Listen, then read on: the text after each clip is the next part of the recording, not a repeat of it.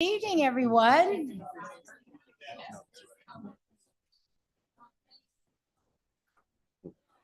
It's Proclamation Palooza. We have a lot of folks here for proclamations. All right, settle down, you in the back. Settle down. Good evening, and welcome to tonight's City Council meeting. Information on how to watch, attend, and participate, as well as agendas, minutes, and recordings can be found at Broomfield's website at broomfield.org/council meetings. The public may also participate by providing public comment in person. Public comment will be limited to 90 minutes total per item. The first 1 through 15 participants in the queue have 3 minutes to speak. The next 16 through 25 have 2 minutes. And if time remains, the next 26 plus participants have 1 minute to speak. I don't think that's ever happened. For our hard of hearing residents present, we have wireless headsets in the back of the council chambers through our AV team. The City Council regular meeting is called to order. There are 10 council members in attendance and a quorum of the council is present. Will everyone please rise and join me for the Pledge of Allegiance? Oh, thank you. They moved it. I pledge allegiance to the flag of the United States of America and to the republic for which it stands, one nation, under God, indivisible, with liberty and justice for all. Thank you. In an effort to keep order for tonight's meeting, I ask council members to limit their comments to 5 minutes. If council members are given an opportunity to speak for a second time, they should limit their comments to 2 minutes. And we'll plan on a 10-minute break at approximately 8 p.m. We'll begin with council's review and approval of this evening's agenda. Council may add or remove items from the consent agenda, or council may revise the order of business for the meeting. Does any member of the council have any comments or questions regarding this evening's agenda? Are there any objections to this agenda being approved? Seeing none, the agenda is approved. The first item under petitions and communications this evening is a proclamation declaring May 2025 as Military Appreciation Month. Will the representatives here to accept the proclamation please come and meet Mayor Pro Tem Schaaf down at the podium and introduce yourselves.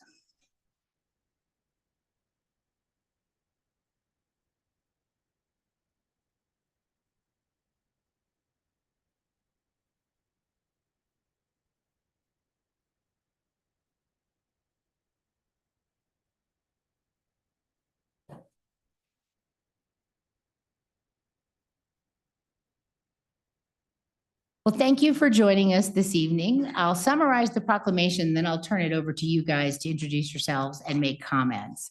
In 1999, the United States Congress designated May as National Military Appreciation Month, encouraging all Americans to honor the courage, dedication, and sacrifices of the men and women in the U.S. Armed Forces. The city and county of Broomfield is proud to be home to many veterans and military families who greatly contributed to our community. Broomfield's Workforce Center, in partnership with the Colorado Department of Labor and the Jobs for Veterans State Grant, provides priority services to veterans through dedicated representatives. Additionally, various city and county departments offer events and services for veterans and their families, including the Memorial Day celebration and picnic, the Honoring Our Veterans Luncheon that's coming up, and year-round assistance with accessing benefits.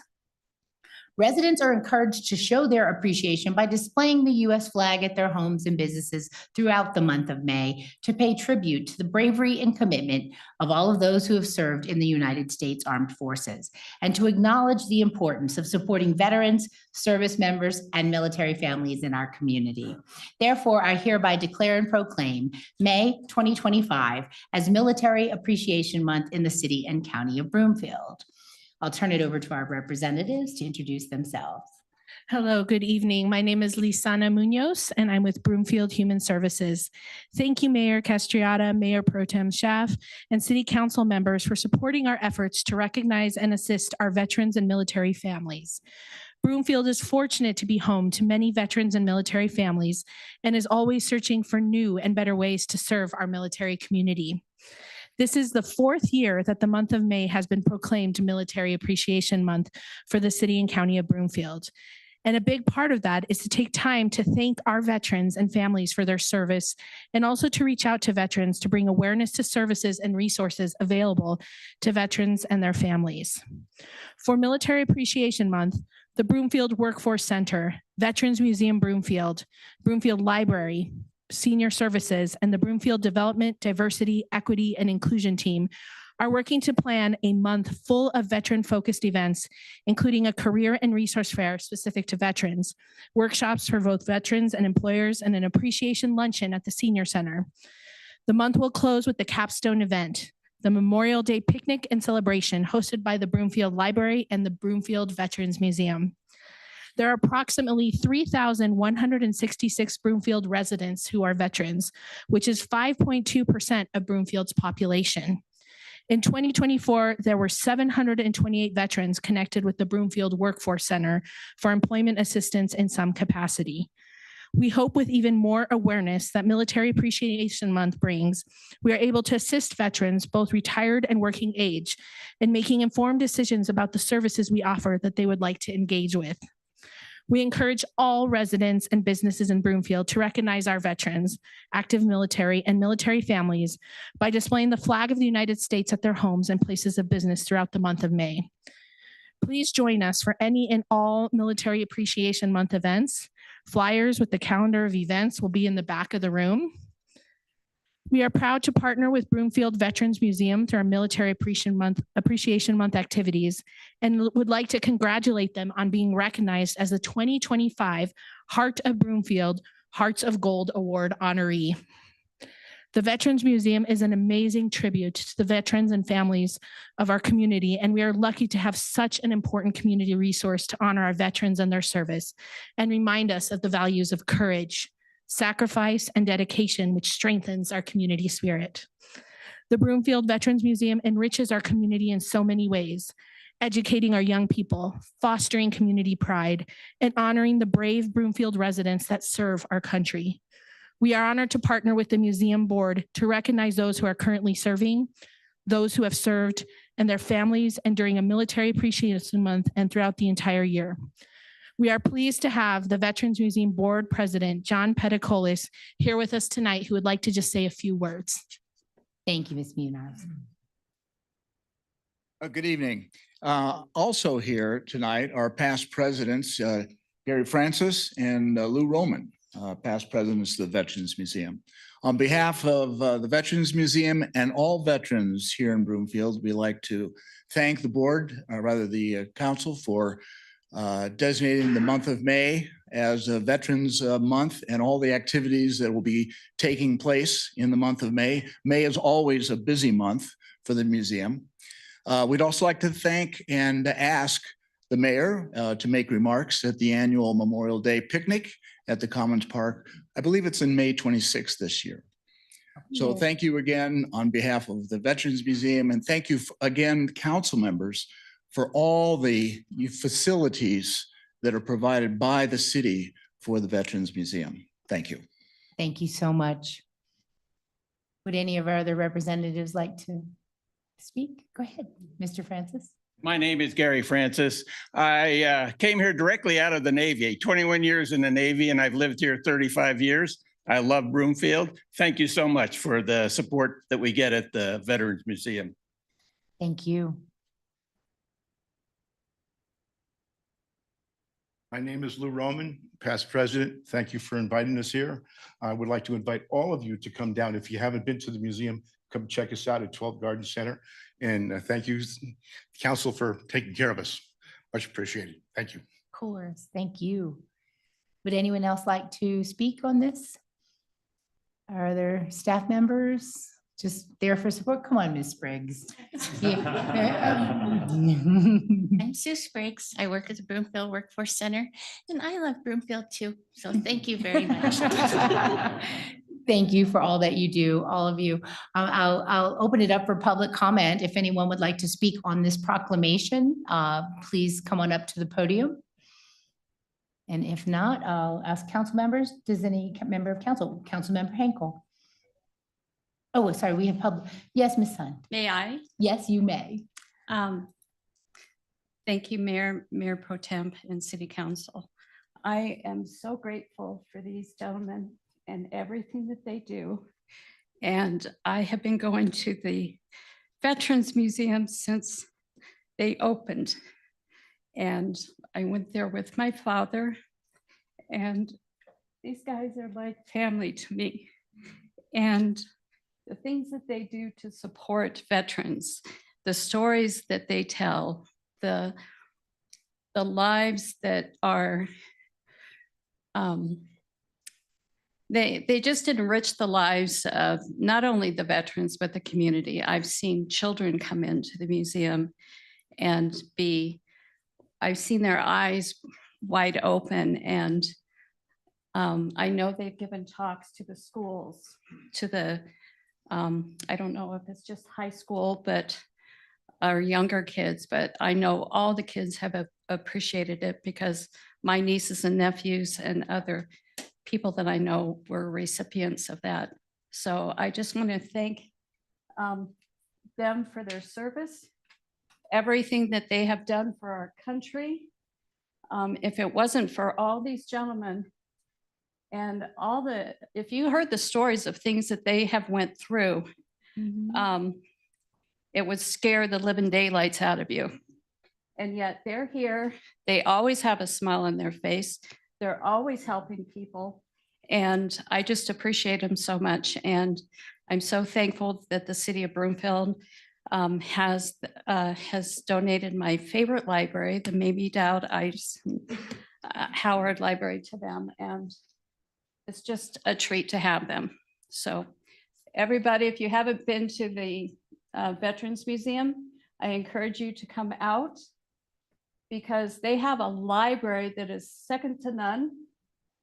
They have people galore that are there to help you. And there are so many stories to be told by these gentlemen that we can all learn from. Thank you. Thank you very much. Roxy Julia Lacroix. I think the museum is an excellent example of our community here in the CCOB. One of the other things is I want to remind everybody that it's not only the men that were in the military. There's a lot of women that were in the military. So please thank everybody that was in. If you're at a cemetery, you can look around and you can see how many people who never made it to a military cemetery. Thank everybody who gave us our freedom in one way or another, whether it's male or female. Thank you. Thank you very much. Would anyone else like to speak on this? All right, I'll go to council next. Councilmember Henkel. Thank you. Thank you for all the departments. A lot of people don't think that DEI actually does a lot of work in Veterans Affairs. And I feel like this is a really good segue to also name the Veterans Museum as the Heart of Broomfield winners this year. So I want to applaud your efforts, and we really look forward to celebrating you at the end of May. My father-in-law was served in Vietnam, and my brother-in-law served in Iraq. And my husband served in Afghanistan, and he was away for longer than normal. It was about 3 years stint, actually. And while raising a kid and also changing my mother's diapers and my own son's diapers at the time. And you're right, Roxy, there are men and women and people of various genders who have served in our military. And I feel like it's very important to recognize everyone who has served, and then those families who served at home too, missing their families. And I really appreciate all the workforce really elevating the fact that we do have veterans that are either unemployed right now, that they need employment. It is very difficult to wrap your mindset around going from the military work to civilian work. We struggled with that as a family. And I feel like anytime that we can bridge that gap is very important. So thank you for all of your work. Thanks. Any other council member comments? Well, I just can't say enough about our museum. It is a gem. It's more people need to check it out. It covers all of the conflicts. It covers so much of our history, and they have so many artifacts. And I learned so much when I got a wonderful guided tour. The volunteers are amazing, and you'll walk away learning so much about, a lot of Broomfield's roots. So check it out and take part in the activities. And we're going to take a little group picture. So colleagues, you want to join me?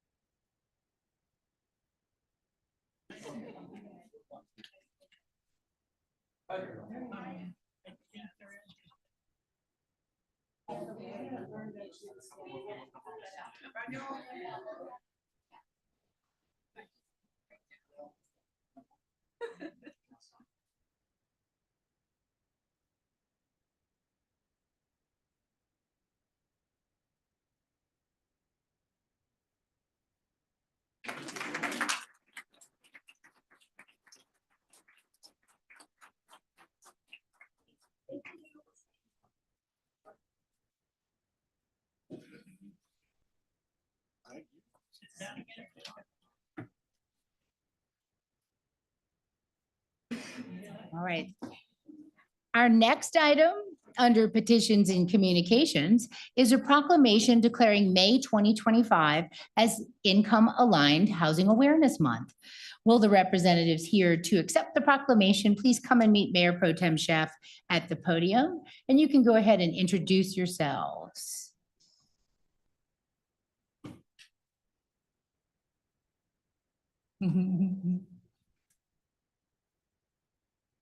Ms. Tessier, do you want to introduce yourself or have the team introduce themselves?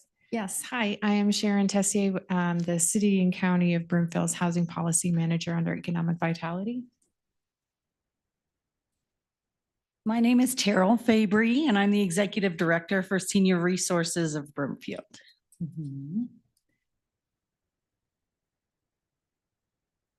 It's just introductions first. I'm Gina Kofel. Thank you. Good evening. I'm Kristen Heiser, the Executive Director of the Broomfield Housing Alliance, our independent housing authority. Thank you. Adriana Sherry, I'm with the Broomfield Housing Alliance and we're Housing Voucher Program Manager. Thank you. Hi, my name is Nathan Heimer. I'm with Broomfield United Methodist Church. Thank you. Good evening. I'm Dan McCauley with Flatirons Habitat for Humanity. Awesome. Hi, everyone. Dana Scott. I'm with the Broomfield Housing Solutions Forum and also the Executive Director of Broomfield Fish, our Food and Family Resource Center, and also a Lackamoor resident. Hi, I'm Steve Palmer. I'm the Executive Director of my apartment at 10th and Sheridan, and I am eternally grateful for Income Aligned Housing. Thank you all. Lisa Soccer, Housing Programs Manager for the City and County of Broomfield. Good evening. I'm Crystal Egley. I'm the new Community Engagement Manager for Broomfield Fish and a mom to that kiddo and resident in Broomfield. Awesome.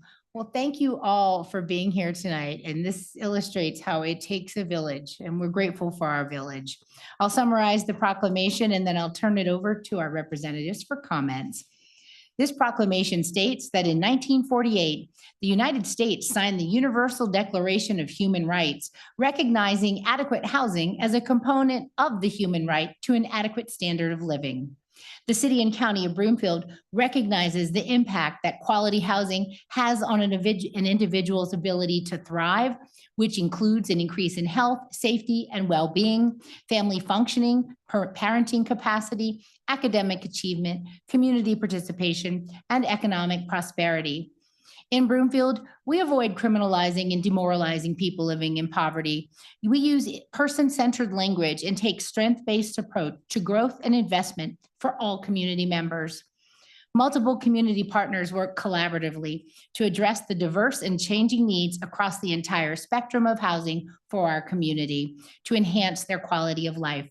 Therefore, as mayor, I hereby declare and proclaim May 2025 as Income Aligned Housing Awareness Month. And I would love to turn it over to our hardworking representatives.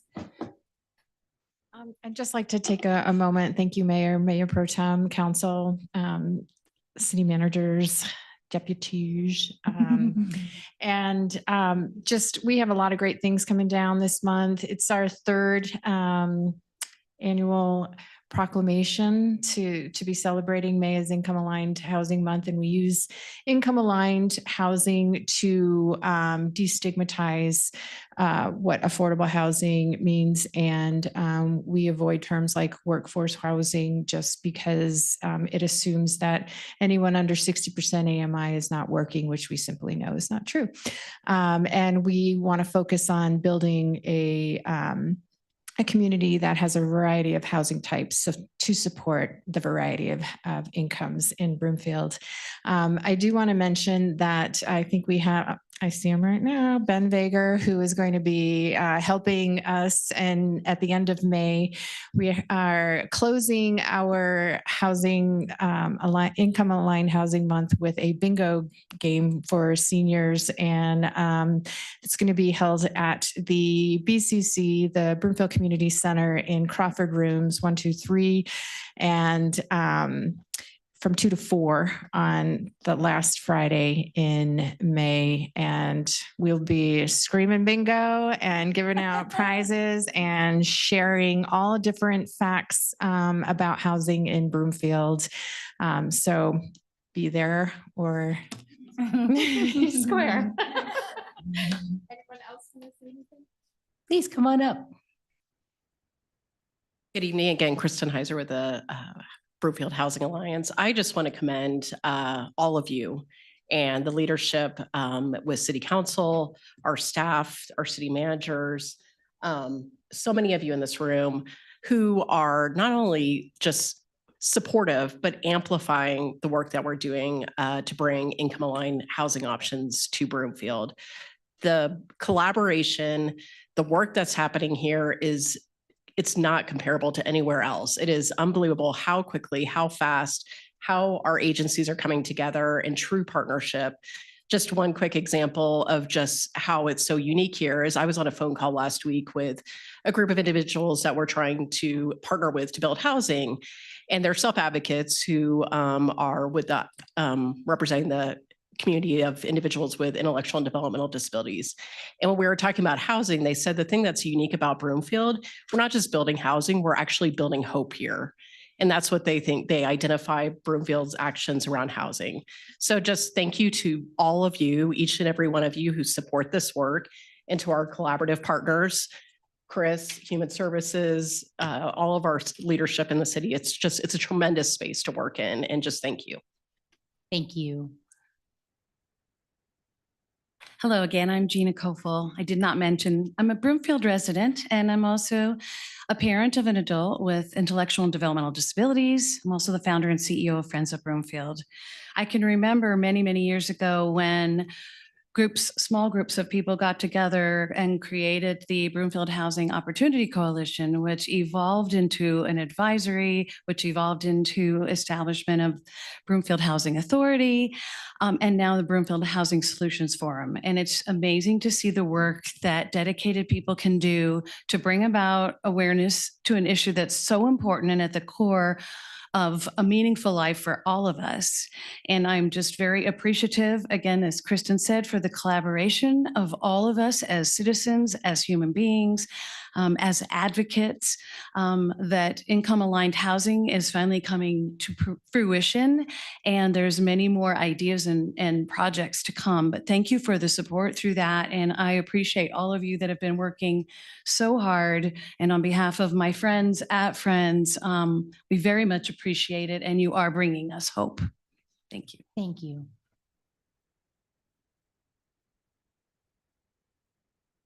Good evening again, Dan McCauley with Habitat for Humanity. I just wanted to share that in Broomfield, the mean priced home is nearly $700,000. It takes 3 school teachers to come together and pool their income in order to purchase a median priced home in this community. And it is because of the work of Habitat and all of my colleagues that We are housing people at all points on the housing continuum. And I thank you so much for your leadership and your support. Thank you. I'm Terrell Fabry with Senior Resources of Broomfield, and I want to thank you all for your support of our seniors here in Broomfield. We all know they're the largest growing demographic, and Broomfield is definitely welcoming to them. And there are quite a few housing issues that they're coming into. So we just want to be kind, and we are so thankful for all of you and your support. Thank you. Hi, Dana Scott again. I want to speak on behalf of all the families and the children and the seniors and everyone who visits our Food and Family Resource Center. We served over 15,000 unduplicated residents last year, which seems astounding. When you look at Broomfield, over half of those were children. We want everyone to know that the face of housing instability looks like families with kids, looks like single parents, looks like seniors on fixed incomes. And we are so grateful that you are doing this proclamation for income aligned housing, because I really think that it's housing for all, and that makes us stronger in Broomfield. So thank you. Thank you very much. All right, anyone else in the team? All right, well, then we will allow public comment on this item. If anyone would like to speak on this proclamation, make your way down to the podium. And you can just state your name and neighborhood for the record and limit your comments to 3 minutes, please. My name is Mindy Heimer. I'm Nathan's wife. He's standing back there. He's freaking out going, what is she gonna say?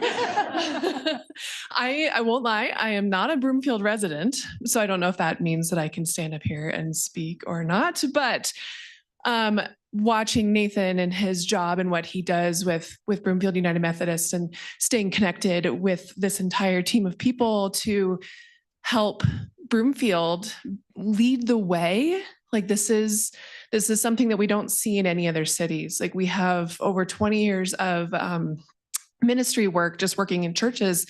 This is the first time, well, second, but that I've been to a city council meeting for something related to the work that he's doing. And I think that just speaks volumes that the city and county of Broomfield is truly showing the rest of Denver, Colorado, the United States of you can work together as a community and create something where everyone can have a home. Like it is possible. So kudos to you guys. Definitely kudos to them. Kudos to the residents. Like keep up the good work. So good job. Thank you very much. Hello again. I'm Crystal Egley again from Broomfield Fish. When I started at Broomfield Fish 6 weeks ago, I had no idea that working at a food pantry and family resource center would mean getting thrown into housing policy. And it has just been fascinating to learn all these facts and data. I tried to cram some into my head. There's so many. It's such a fascinating topic. But what I wanted to share tonight is that I'm one of those residents who shares a house with another single mom. And that's the only reason I live in a house in Broomfield. The other single mom is an engineer. And between the two of us, we can afford to live in a house together. She's now my best friend, so it's a really wonderful story, but not a lot of people have the luck and the privilege and fortune to meet their future best friend that way. And our daughters are actually best friends, and if you call them friends, they'll insist they're sisters. But it's a huge privilege and a very lucky stroke of chance that happened. And so I'm just really excited that the council has approve this proclamation. Like, it's just so wonderful that y'all take such a difficult subject, such a politicized subject, and you really take it to heart. And it's very meaningful for folks like me and our neighbors that live in this community. So thank you. Thank you very much. Did anyone else want to speak on this proclamation? On this, come on up.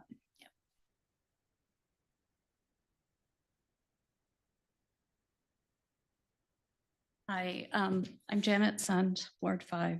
I didn't want to really mention this, but I do want to thank Anna, and I assume you're all part of this. You know, I got run over by a car. I never expected to be in this situation. And I'm having struggles with paying for things. And I got this leak from my upstairs bathroom for the last 4 years into my kitchen. Every time I shower, there's water everywhere. And the city of Broomfield is going to help me fix that up. May not be able to take care of all of it, but without them, I don't know what I would do. I think my house would be turning to mold, or I'd have to walk down 2 flights of stairs to use a shower in the basement, and it's difficult for me to do things. And I just really appreciate what you do. And I have had, I know of children, I know of single mothers, single fathers that they struggle greatly. And if it wasn't for programs like this, they wouldn't be in a house either. And they're just like the rest of us. I never anticipated being in this. I was always the one fixing up the houses or something, but I think God gives us all experiences so that we can learn what other people experience and be more humble and to appreciate what others do for what other people struggle with. And it helps us to open our eyes to learn how to help those individuals in ways that we never knew that we needed to. So thank you. Thank you very much.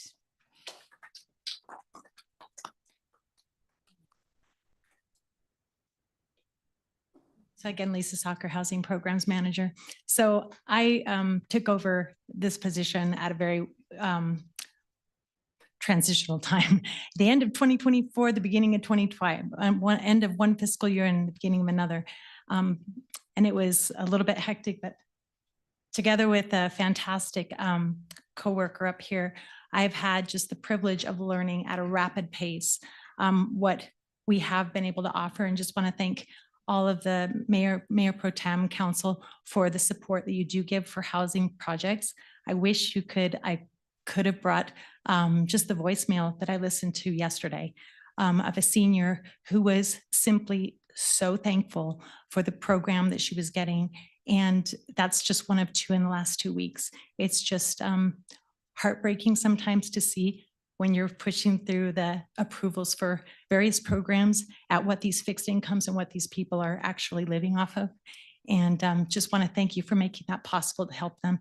And thank you for the harmony that we have right now to make it happen. So thank you to all these wonderful people that I get to see at different network meetings. So, thank you. Thank you very much. Anyone else? All right, we'll go to council comments. Anyone on council like to comment? Councilmember Henkel? Thank you. Thank you all for being here tonight. If you look around, you all come from various backgrounds. You serve in various areas. A lot of people don't talk about housing being an us issue, right? If we see housing issues, we see food pantry issues. They need food in order to pay their home. So if we're seeing stress in one area, we will definitely see it in the housing area. And I also wanted to give shout out to Broomfield United Methodist Church. You guys, we have another church too, the Episcopal Church. You guys have done an amazing job. And so many people have been burned by the church, but you guys light a fire, and you guys really do serve your community. I've never heard of a church, and I just attended your church on Sunday, probably the second time I've attended church there. And, you guys gave your Easter offerings to 3 different entities. And one of those entities was the parking initiative. And so housing looks different for everyone. Some people are more comfortable or they're in their spot in their car. My mom was one of them for a while until she lost her car, but she was very comfortable in her car. She had the mental capability to understand not to take drugs, not to be, a servant to alcohol. So she had never done that in her entire life, but she lived in her car for a while. And then she traveled with truck drivers. And I was very thankful for the churches that housed her, that called me and said, hey, we have your mom here in Texas. They called me at, my dorm room. My mom remembered my phone number all those years. And it was just really incredible just to see the amount of collaboration it does take to house people. And then also just naming this. A lot of people don't understand that they actually might not be housed. I didn't know that growing up. I didn't know, I had to explain to someone how I grew up. And I finally understood the term is unseen, unhoused. And so a lot of people talk about, homelessness issues. It's what you see on the street. There are thousands of students actually that are unseen, unhoused, sleeping on other families' couches, in their basements. And I was one of them, sleeping in people's garages. And so there's different ways to name it. And I just am really thankful for just this awareness, because the more we talk about it, the more that we can come together as a community to come up with solutions. And there's so many different solutions for different issues out there. My son, I called him the other night and he was excited to come back to Broomfield, and he kind of panicked a little bit. He said, when I'm done with college, I don't know if I'll be able to afford Broomfield. And that's something we all really need to start thinking about, and that keeps families together. And that keeps, the kids that we want to see grow up, and caretakers, right? And grandparents taking care of the younger ones. We want to be the ultimate grandparents. I want to buy those Easter baskets for my grandkids and have them super close. And I think it's really important to have those conversations. So thank you for all of your input and all of your support. Thank you. Councilmember Marshall. Thank you, Mayor. Thank you for all the amazing work that all of you do. And to my council colleagues too. And just the few short years I've been on council, the work that has been done together with the community to address this issue is amazing. And there is obviously more work to be done. As a kid, I grew up in poverty, and we were never unhoused, but only because we had family who paid our bills often. I wish these resources had been available when I was a kid. The work you all do is amazing. There's more work to be done. Housing is a human right. But there's always more need than there are resources. As Ms. Scott mentioned, 15,000 unduplicated, that's nearly 20% of Broomfield. We have the second highest median income in the state, yet we have 20% of our community that needed food services. That's something we have to address, and something we have to keep working on and keep addressing. And I look forward to continue working with all of you on all this need. And to Councilmember Hinkle's point of housing, as our kids grow up, the fact that they can't afford to live here, that's an issue that we have to address. And that takes all of us working together with our state and with our federal partners, and just continue to work. So appreciate you all. Thank you. Thank you. Councilmember Nguyen. Thank you, Mayor. And I have to re-echo the rest of the council members. Obviously, people ask me what and how is this work done? And it's right here. Y'all are the foundation for making this happen. And I think that we have to do more, obviously, but it starts right here. And I hope that we will raise more awareness, and hopefully we see more homes that are more affordable for folks my generation. So I appreciate it. Thank you. Thank you. Any other council member comments? Well, thank you all again for being here tonight and help us celebrate this proclamation. And the work continues. I look forward to working with you all. Thank you.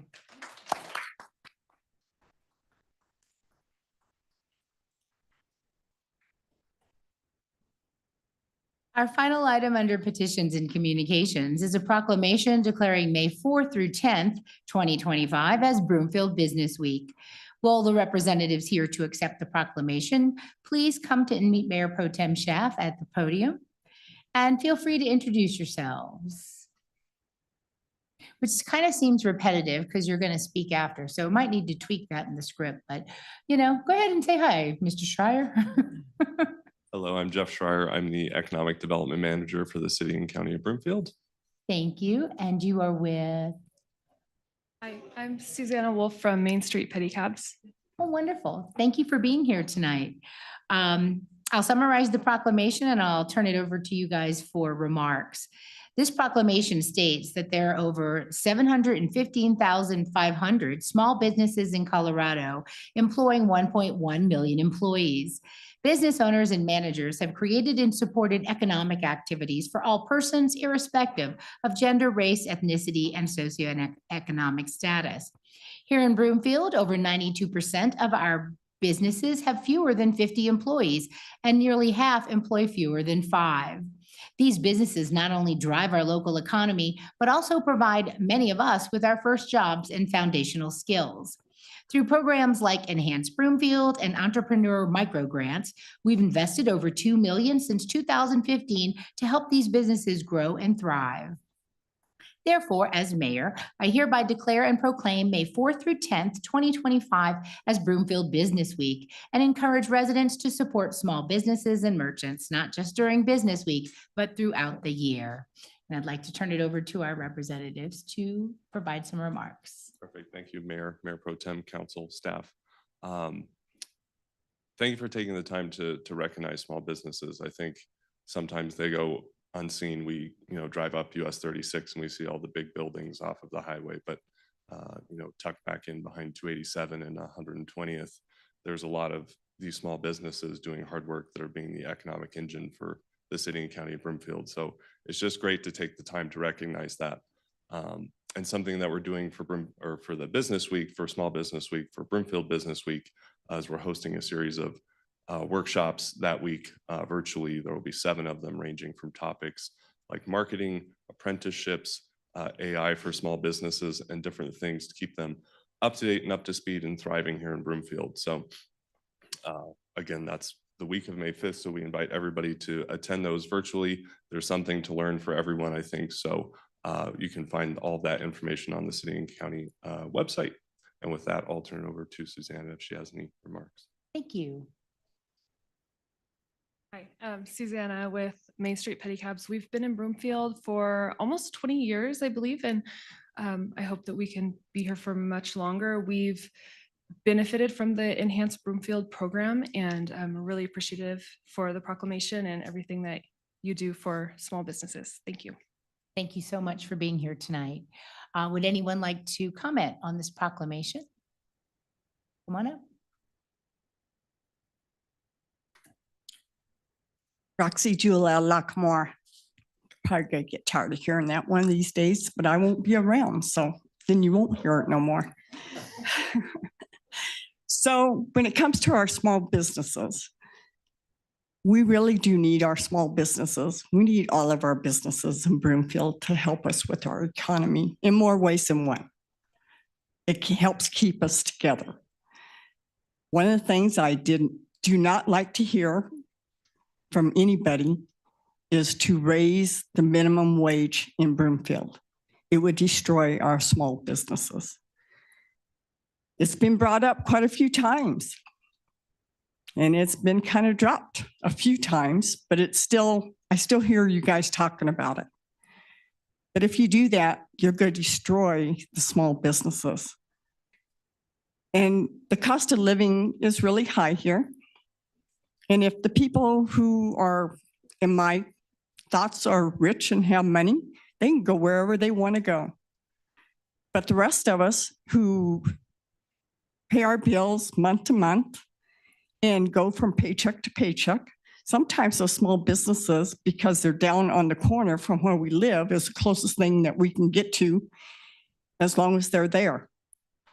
But if you take and you raise the cost of the payroll for those people, they will have to either cut the amount of people they have in order to stay in business, or they'll have to move to someplace where they can afford to survive themselves. A lot of businesses are doing that right now. A lot of them didn't come back from COVID. They tried. A lot of them are shutting down all over the place. So let's just keep Broomfield happy. Small businesses are very important, just like all the other businesses that are here, technology or otherwise. Thank you. Thank you. All right, anyone else? We'll go to questions from council next. Any member of council have any feedback, comments? All right, seeing none, I thank you all very much, and we're going to move on. Have a great evening. Thank you for being here. Next is council member reports. Does any member of the council have any reports or updates this evening? Councilmember Lim. I'd like to say I appreciated the efforts of the transportation staff to hold the Broomfield Safety Action Plan open house yesterday. Thank you to the public also who attended. If anyone would like to find out more about the Transportation Safety Action Plan and contribute their input to it, there is more information on the website where you can give your feedback. Thank you. Thank you very much. Councilmember Henkel. Thank you, Mayor. Our Metro Area County Commissioners got together last Friday. We are going through each county and elevating our needs to the metro area. And one of those needs, just so that people are aware of the need to communicate better between counties for emergency management. There's also talks about wildfire mitigation. So if you have any input in those areas, please contact me and I'll bring it to the Metro Area County Commissioners. Thank you. Any other council member reports? Well, I'd like to take a moment of personal privilege. I want our community to know that the only reason I didn't attend the special meeting on April 10th was because we had a pre-planned vacation for our anniversary out of the country. Our rules permit 4 council members to call for a special meeting with or without the mayor. So that's why it was without the mayor. But I watched the recording and I listened to what our residents, my colleagues, and our city and county manager had to say. And I highly encourage my council colleagues who didn't attend to watch that meeting, especially the public comments. As I listened to the residents, I felt like we, as a council, had let you down. Impulsive behaviors that damage the credibility of our entire organization were now exposed. Words have power, and when used recklessly, without regard for the consequences, have destructive impacts on teams. It truly hurt my heart to hear how this incident has hurt our entire organization. I have tremendous confidence in Manager Hoffman. She has been a courageous community builder and has helped set Broomfield up for a sustainable future. We're so fortunate to have the leadership we do at CCOB, but it can only work if the mayor and council understand the role of governance and administration. I don't just accept the council manager form of government, I respect it, I protect it, and I try to ensure it functions the way it was designed. That is what makes local government work. Not political grandstanding, not playing to the crowd, not fueling the government is the enemy narrative that has become so popular, but leading, governing, communicating. It requires restraint, discipline, and above all, diplomacy. The best elected officials aren't the ones who micromanage staff or chase the viral outrage of holding staff accountable. They're the ones who trust the process, respect the structure, and take ownership of their role. They push for accountability, but they also push for understanding. They challenge their team behind closed doors and defend them in public. They lead by example and help foster community trust. We've seen the other side of this now. I've seen elected officials weaponize misinformation instead of correcting it. I've seen leadership that thrives on chaos instead of containing it. That's not leadership. That's political theater. And our community deserves better. The cities and counties that thrive are the ones where elected officials and staff don't compete for control. They commit to the structure that makes government work. And I, for one, am committed to restoring community trust and always being accountable for my own actions. Thank you very much for allowing me that time. Now we'll go on to general public comment. If anyone would like to be heard on items other than those on the agenda, now's the time to speak. Please state your name and neighborhood for the record and limit your comments to 3 minutes. Hi, I'm Janet Sun, Ward 5. Good evening, everybody. The council meeting that we had the last Thursday, the special one, that brought a lot of things to light. it also challenged me to understand, as I was listening to everybody, some of the dynamics going on here. And I realized that I had assumptions that certain people knew more than I thought they did. And I have made an apology to Jennifer Hoffman for my behavior in the past, for assuming I'm just come from a different world, and I assumed that certain things were run differently here. And so I wanted to let everybody know that.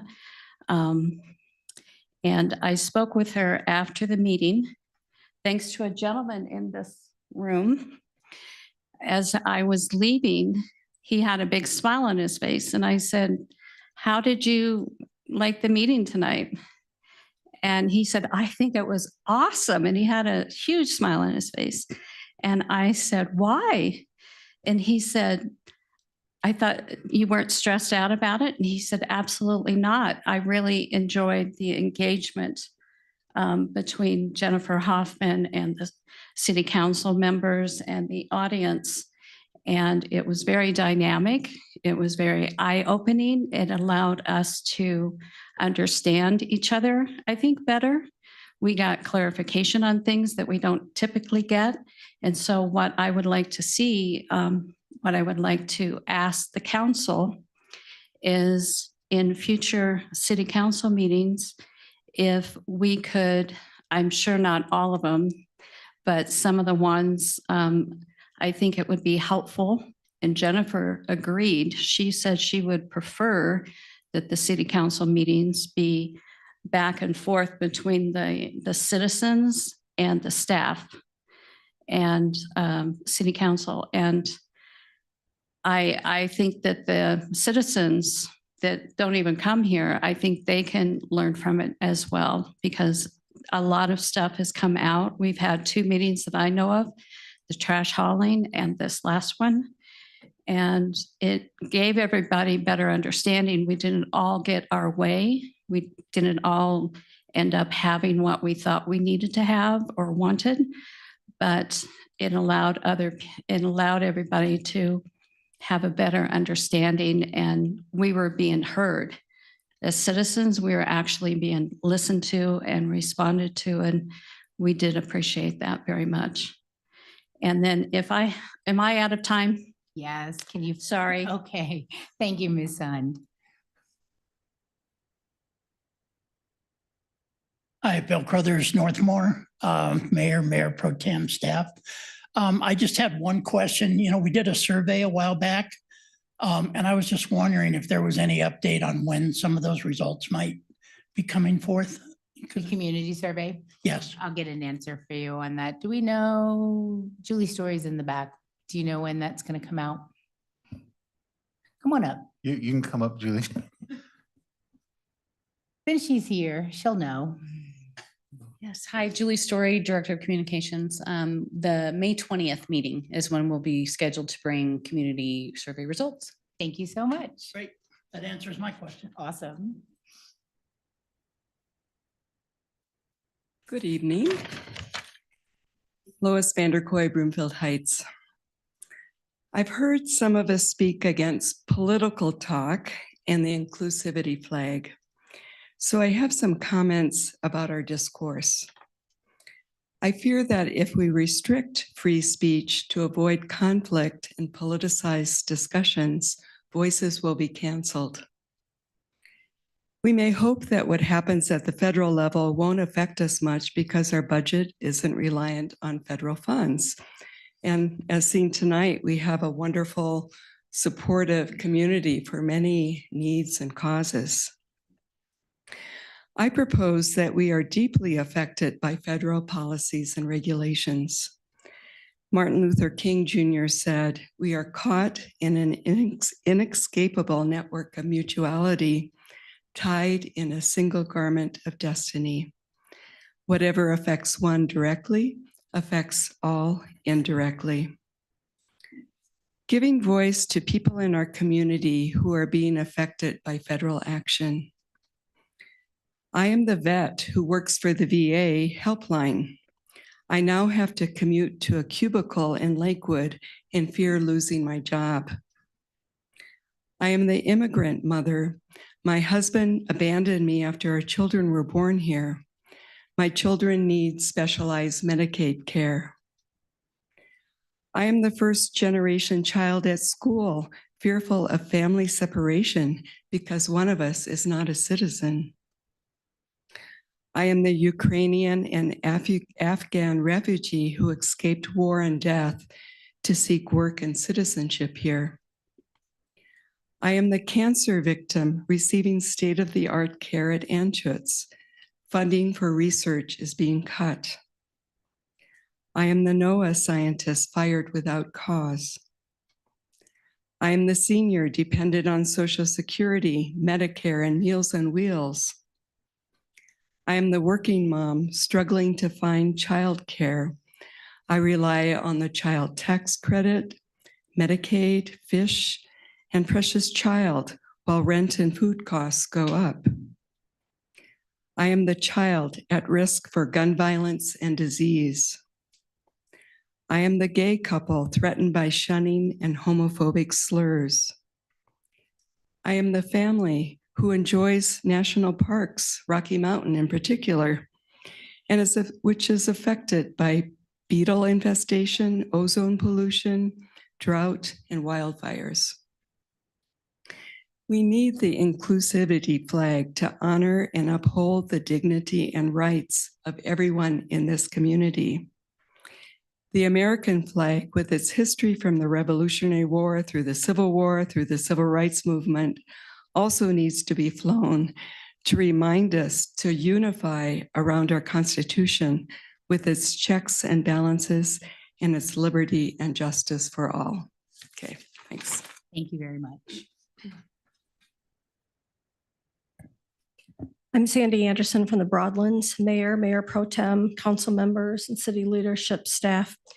As usual, I'd like to thank you all for what you do, as it's well beyond what is understood, acknowledged, and you all deserve our respect and support.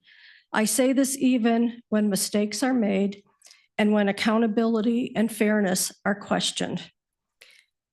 On March 25th, it's my opinion that 5 of you made a mistake voting to censor a council member. I expressed concern prior to that vote and concern about the process being unfair and not equally applied. I sent a letter outlining the requirements of censoring Councilmember Anderson using the exact same reasons as stated in Mayor Pro Tem's 325 censure. In summary, it was treating our residents, employees, and with dignity, respect, and equity. As a council, we adhere to our council rules and procedures, leave personal agendas to achieve the best outcomes for Broomfield, and treat fellow council members, staff, and all persons appearing before the council with respect. CM Anderson purposely published an LTE to the public.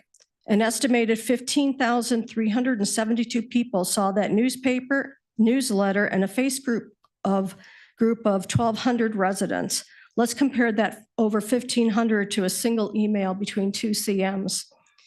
Councilmember Anderson impugns the integrity of her peer council member, stating, regretfully, these standards have not been upheld.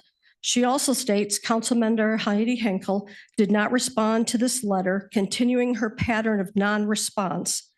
Requiring answers from Councilmember Henkel on a non-for-profit outside of her council role. Did CM Anderson know what advice was provided by staff to CM Henkel, if any? The irony of Councilmember Anderson's LTE is that she violates the same council requirements that she accuses others. I hold each of you that voted for the censure accountable for the fairness and equity required now. Thank you, Sandy. Thank you. Hello, Mayor, Mayor Pro Tem, council members, and staff. My name is Gary Berlin, 45-year resident of Broomfield, and I live in Ward 4. My concern is my car insurance rates for the last 2 billing cycles have gone up significantly. When I contacted my insurance agent, she said the reasons were cars are more expensive to repair, parts are more expensive, and uninsured motorists are the big key to that rate increase. I've had 25 years of law enforcement experience, admittedly not in traffic, but I did find that when I made contact with people with expired plates, they oftentimes had no car insurance. Having expired plates and no insurance are victimless crimes until you get hit by one of those people. Then all of a sudden it becomes very victimized. I don't know whether you've seen in the newspaper or in the news recently, City of Aurora has had a concerted effort enforcing expired plates. The first 3 months of this year, they issued 1,500 citations. I bet I can walk through the parking lot right now and find probably half a dozen expired license plates. I suggest that the CCOB start a concerted effort and start by notifying the public that you will be going after people with the expired plates. Put the sign up on Lowell that says expired plates equals ticket. Post online in the enterprise. And I understand this could be income related, and House Bill 251112 is going to give judges the authority to waive a lot of the fines that might be involved for good reason and for certain levels of poverty. But let's get those people licensed and let's get them insured. Secondly, another thing I noticed constantly are no front license plates. Colorado Revised Statute 423202 requires 2 license plates on every vehicle with the exceptions of trailers and such. Having 2 license plates aids in the identification of vehicles for traffic violations, crimes and criminals, and also for the tolling. I suggest that the city once again start enforcing that, and again by notifying the public that police department is going to start taking action by letters in the newspaper, by the sign on Lowell, and that type of thing. And lastly, I'll say, Mayor, we missed you at the volunteer dinner. Hope you had a great vacation. I understood that you had a very distant vacation, so I'm envious. And again, thank you, council, for all you do for us. I've been here 45 years, and I'm very pleased from what I see from Broomfield and the council. Thank you. Thank you so much. Jesse Applegate from Country Estates. Mayor, oh no. What's today? Okay, my dramatic speech will be done with the phone in my hand. My name is Jesse Applegate. I'm from Country Estates. Mayor, Mayor Pro Tem, Council, staff. As I'm sure you're now aware, there's been something of an upset in Washington regarding the status quo of certain laws, such as the right to due process. While I am not surprised by this, it still scares me the same way I believe it ought to scare everybody in this room. As of right now, anyone unfortunate enough to attract the ire of ICE may be deported and sent to a nation they have never been to nor have any attachment to. This, once again, includes everybody in this room.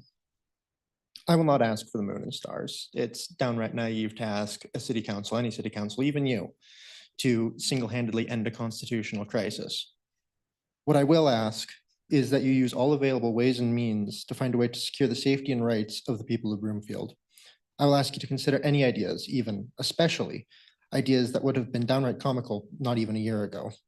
There are means available to this community to ensure its security from overreach and tyranny. And tonight I'm asking you to leverage your power, the trust the city has vested in you, to find them and deploy them. Thank you. Thank you. Would anyone else like to be heard? Make your way to the podium. Did you already speak during general public comment? There's only one opportunity per person. I'm sorry, Janet. Go ahead. Roxy Jula Lackamore. Well, I'm proud of most of you for speaking up tonight.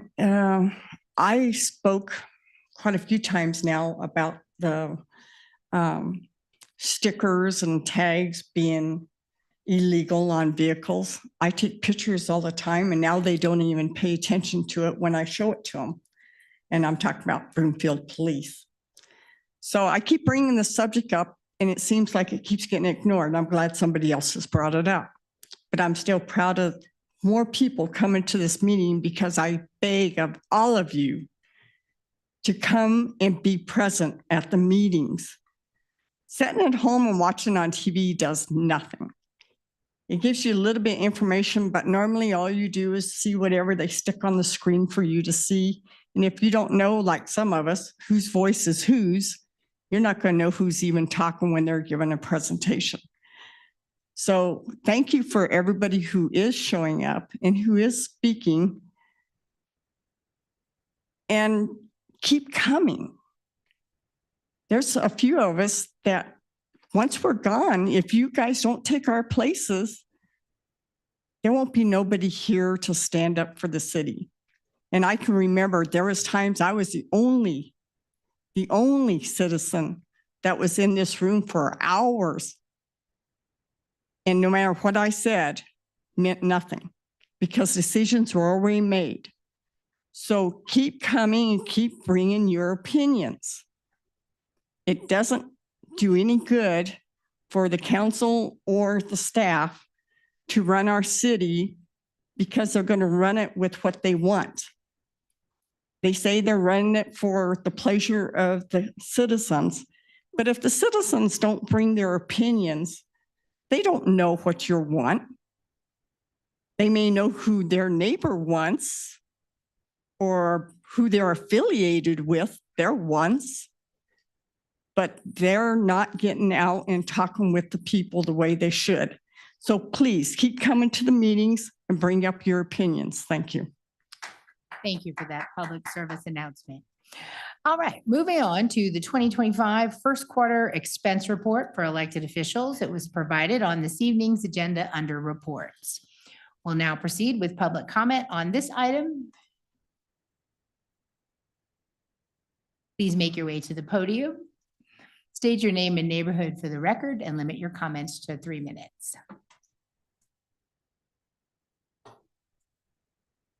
Good evening, Mayor Pro Tem and staff and City Council. And Mayor Pro Tem Schaap, I'm number 1, not 16 tonight. So I just want to call that out. First of all, thank you for the opportunity to be here. Mayor, I heard your comments and I wrote down some things as part of that. Restraint, discipline, respect, accountability, and trust. And then I took an opportunity to go and look at the expense report that just came in. For the public, just so you're aware, first quarter of this year, $23,000. Let me start with $23,392.95 spent on travel to go to DC for two conferences. That was 7 trips as far as I can tell. 4 members of council went to one, 3 members of council went to another. And I think as someone who's lived here my entire life, the one thing I enjoyed and really respected about this evening was we had 3 proclamations about Broomfield. The veterans community, the fact that we care about our community in terms of housing, and we are celebrating and saying, let's talk about Business Week. That is what community is about. And I wonder what could have been done with $23,392.65 worth of funding for any of those causes. After what had been last year, especially with some of the issues with travel expenses and knowing that that had happened, some level of restraint, discipline, respect, accountability goes a long way. And you are in a position where you are still hurting public trust. So I would ask that as you go forward here, and this is for the public as well, know that do we really need to have 4 council members going out to the NLC conference, 3 going out to the NACO conference? I would probably say no. And realize that Broomfield's priorities should be about Broomfield's. It shouldn't be about going out to DC to build resumes or to make cases on committees that you don't have to be there. It's not your primary job and your primary role. So I'm asking for the community to keep an eye on this because it happened last year and it appears to be happening again this year. Thanks. Thank you very much. Would anyone else like to be heard?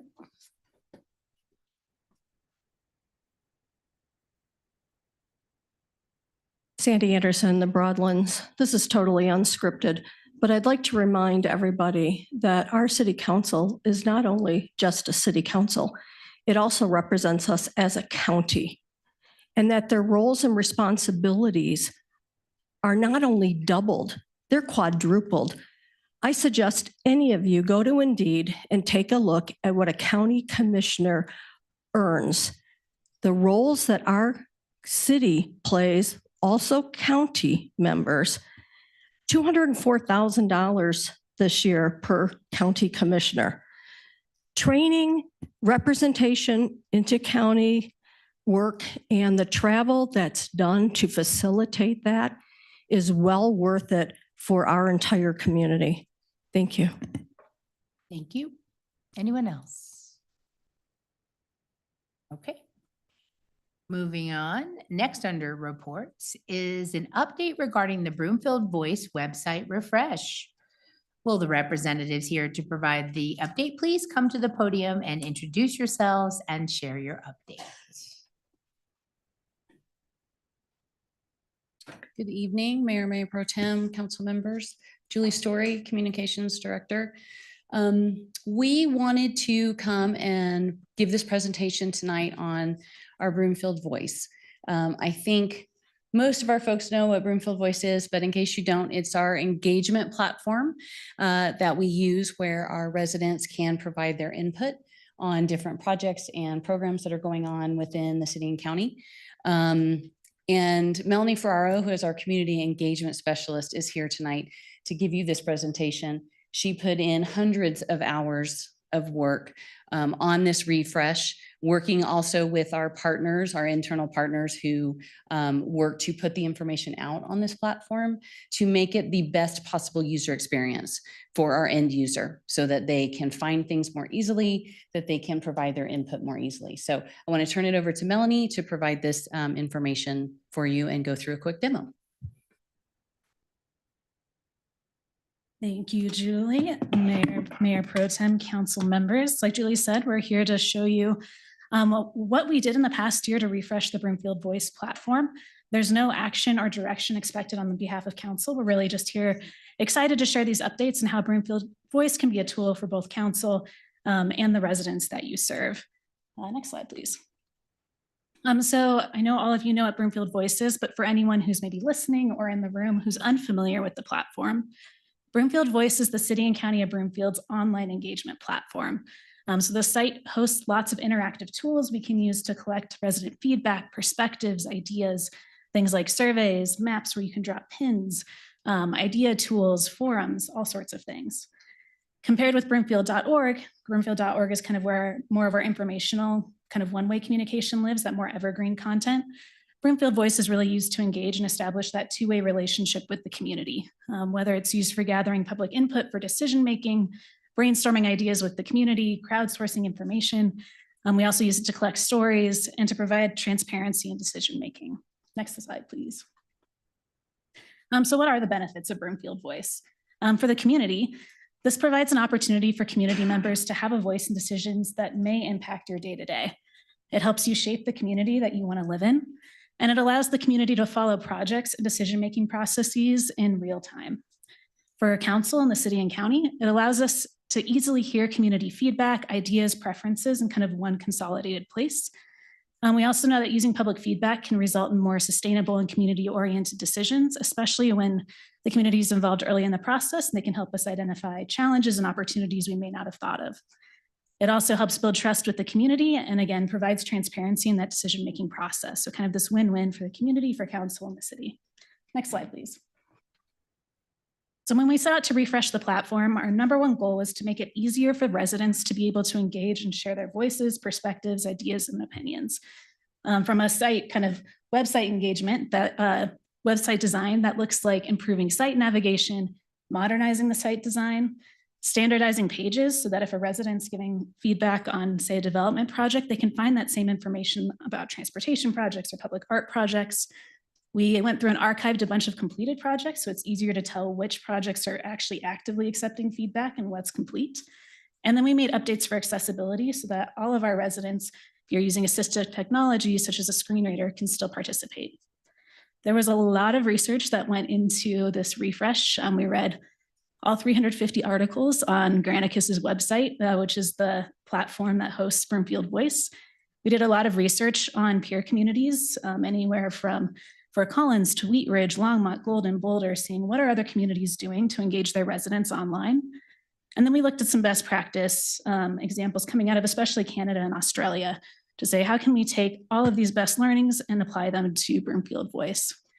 From there, we worked with different teams across the city and county to go through and start to update and do this audit of all of our pages and kind of bring everything up to date.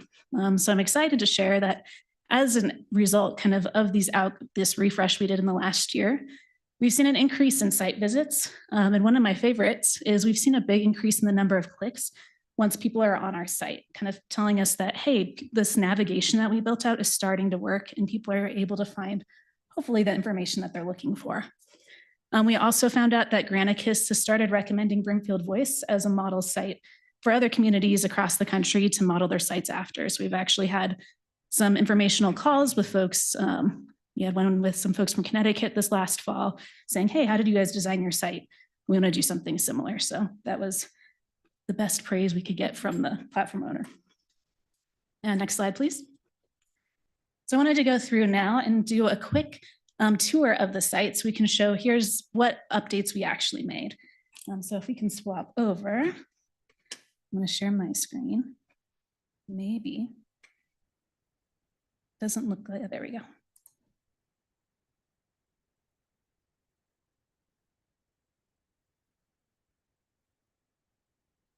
Awesome. So here is our homepage now of our Broomfield Voice site. One thing that's really awesome with this kind of more modern site design is every photo you see on this website was taken at a Broomfield event. So these are all community members. So community members can see themselves reflected in the website where they're actually giving feedback. If we scroll down, this Find Your Project section allows you to search for projects by project name.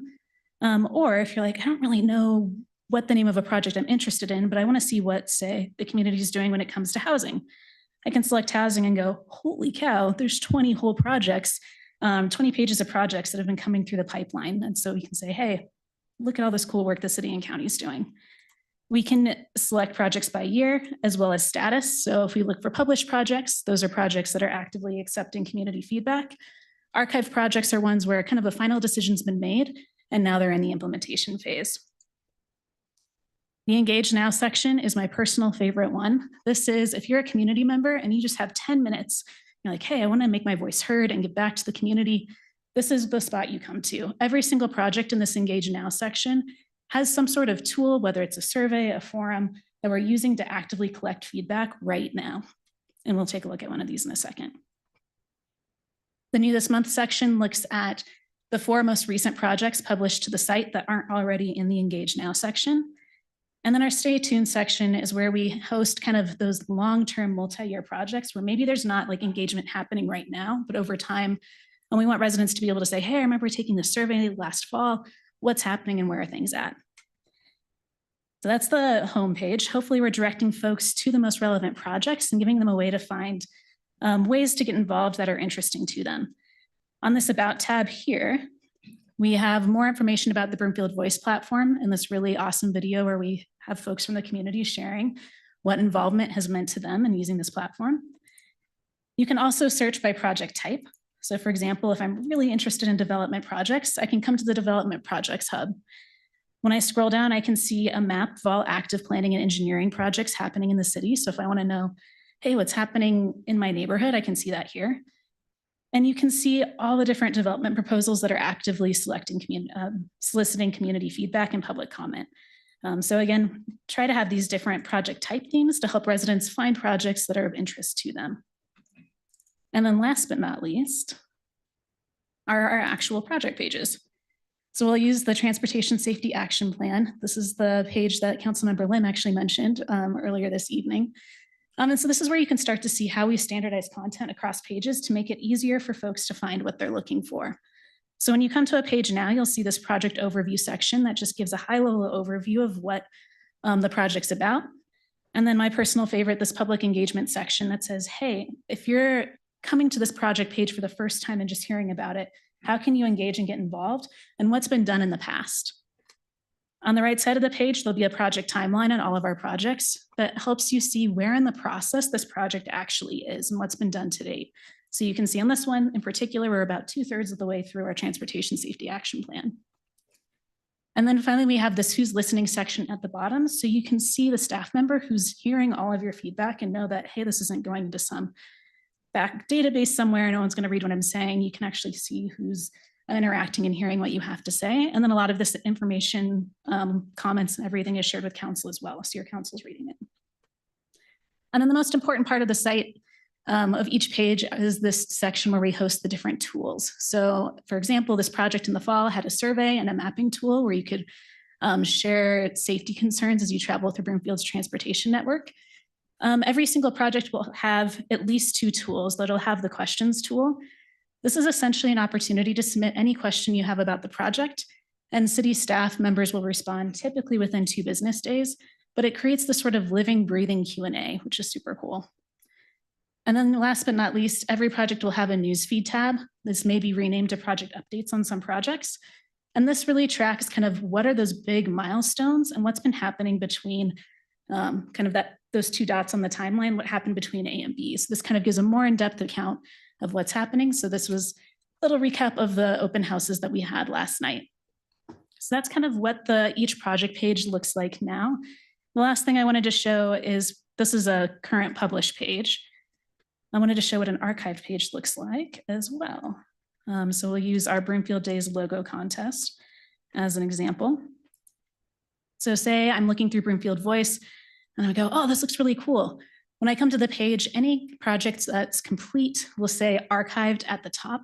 There'll be a short blurb saying what the outcome of the project was to make it really easy for residents to say, hey, here's what happened. And then there'll be a link, usually to broomfield.org, where the community can go to find more information about the project. So maybe I'm a new resident. I heard about this logo contest. I've never heard of Broomfield Days. Oh, now I can go here and find more information and kind of get plugged into the community.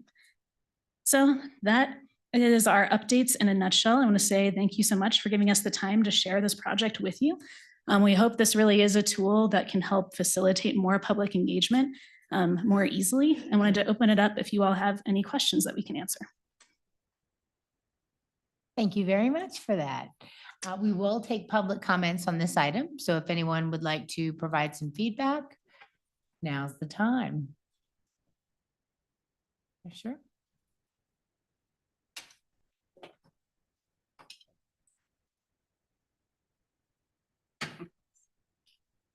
Roxy Jula Lockmore.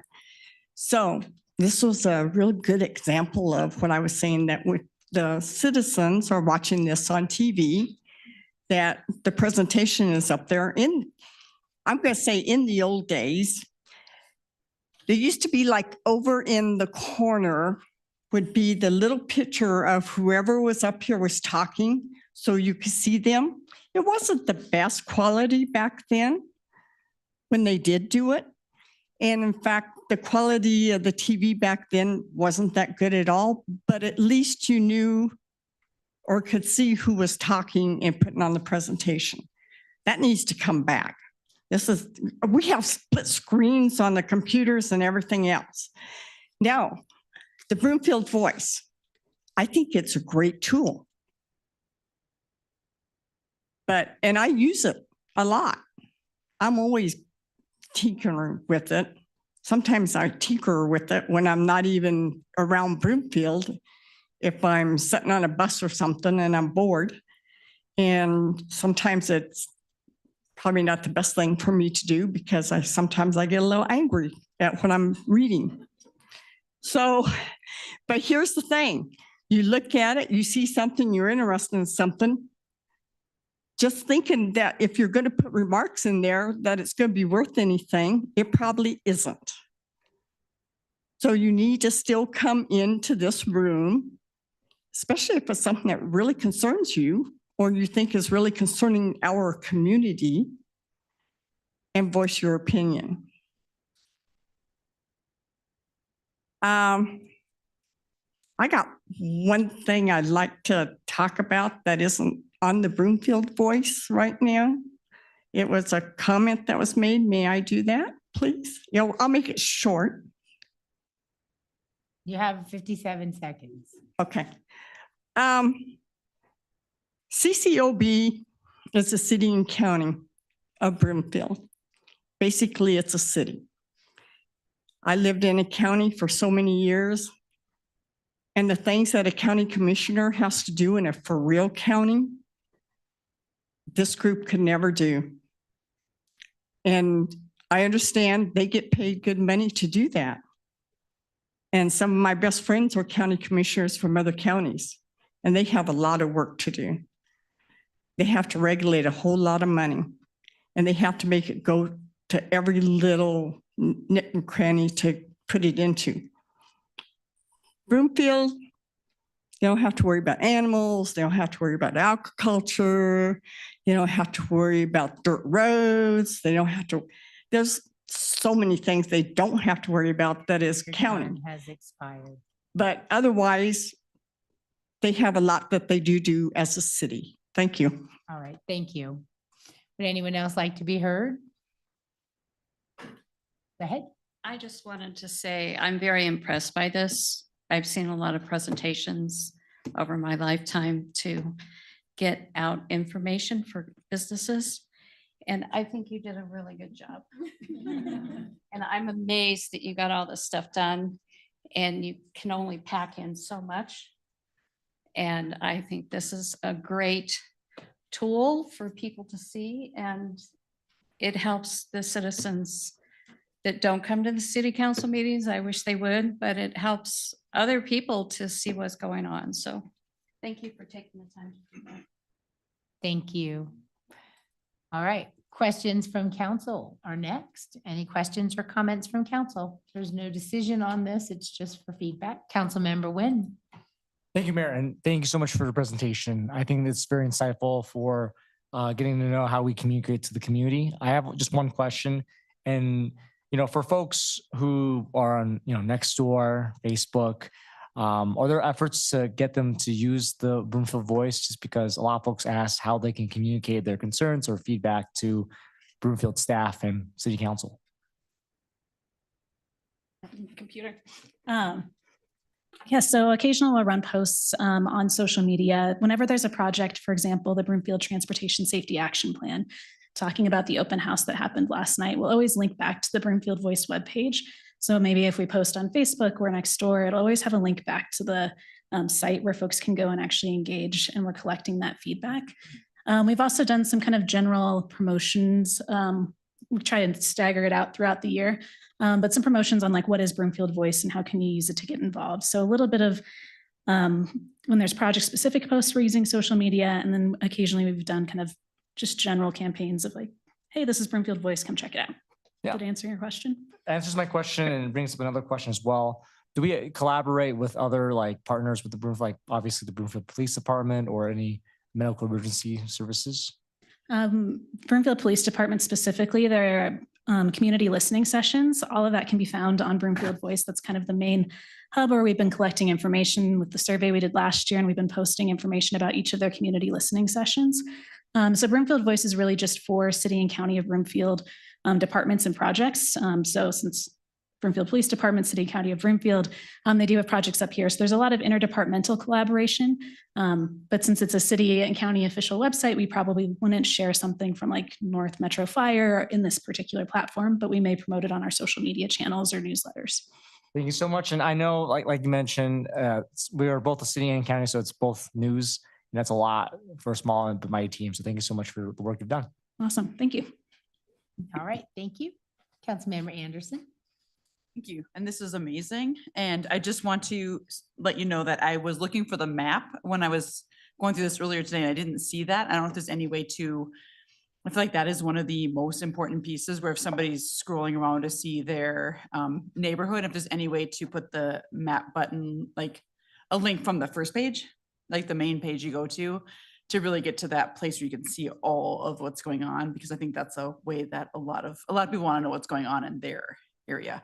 And I'm glad the map is still there. I just didn't find it right away. So You're referring to the planning the and planning engineering map. map? And Okay, there's perfect. actually the two maps, because I like the fact that you have the two maps in the CIP projects as well, but especially the planning map, if there's a way to just link straight, like a quicker link to that would be, so people see it and know it's there, because that is amazing.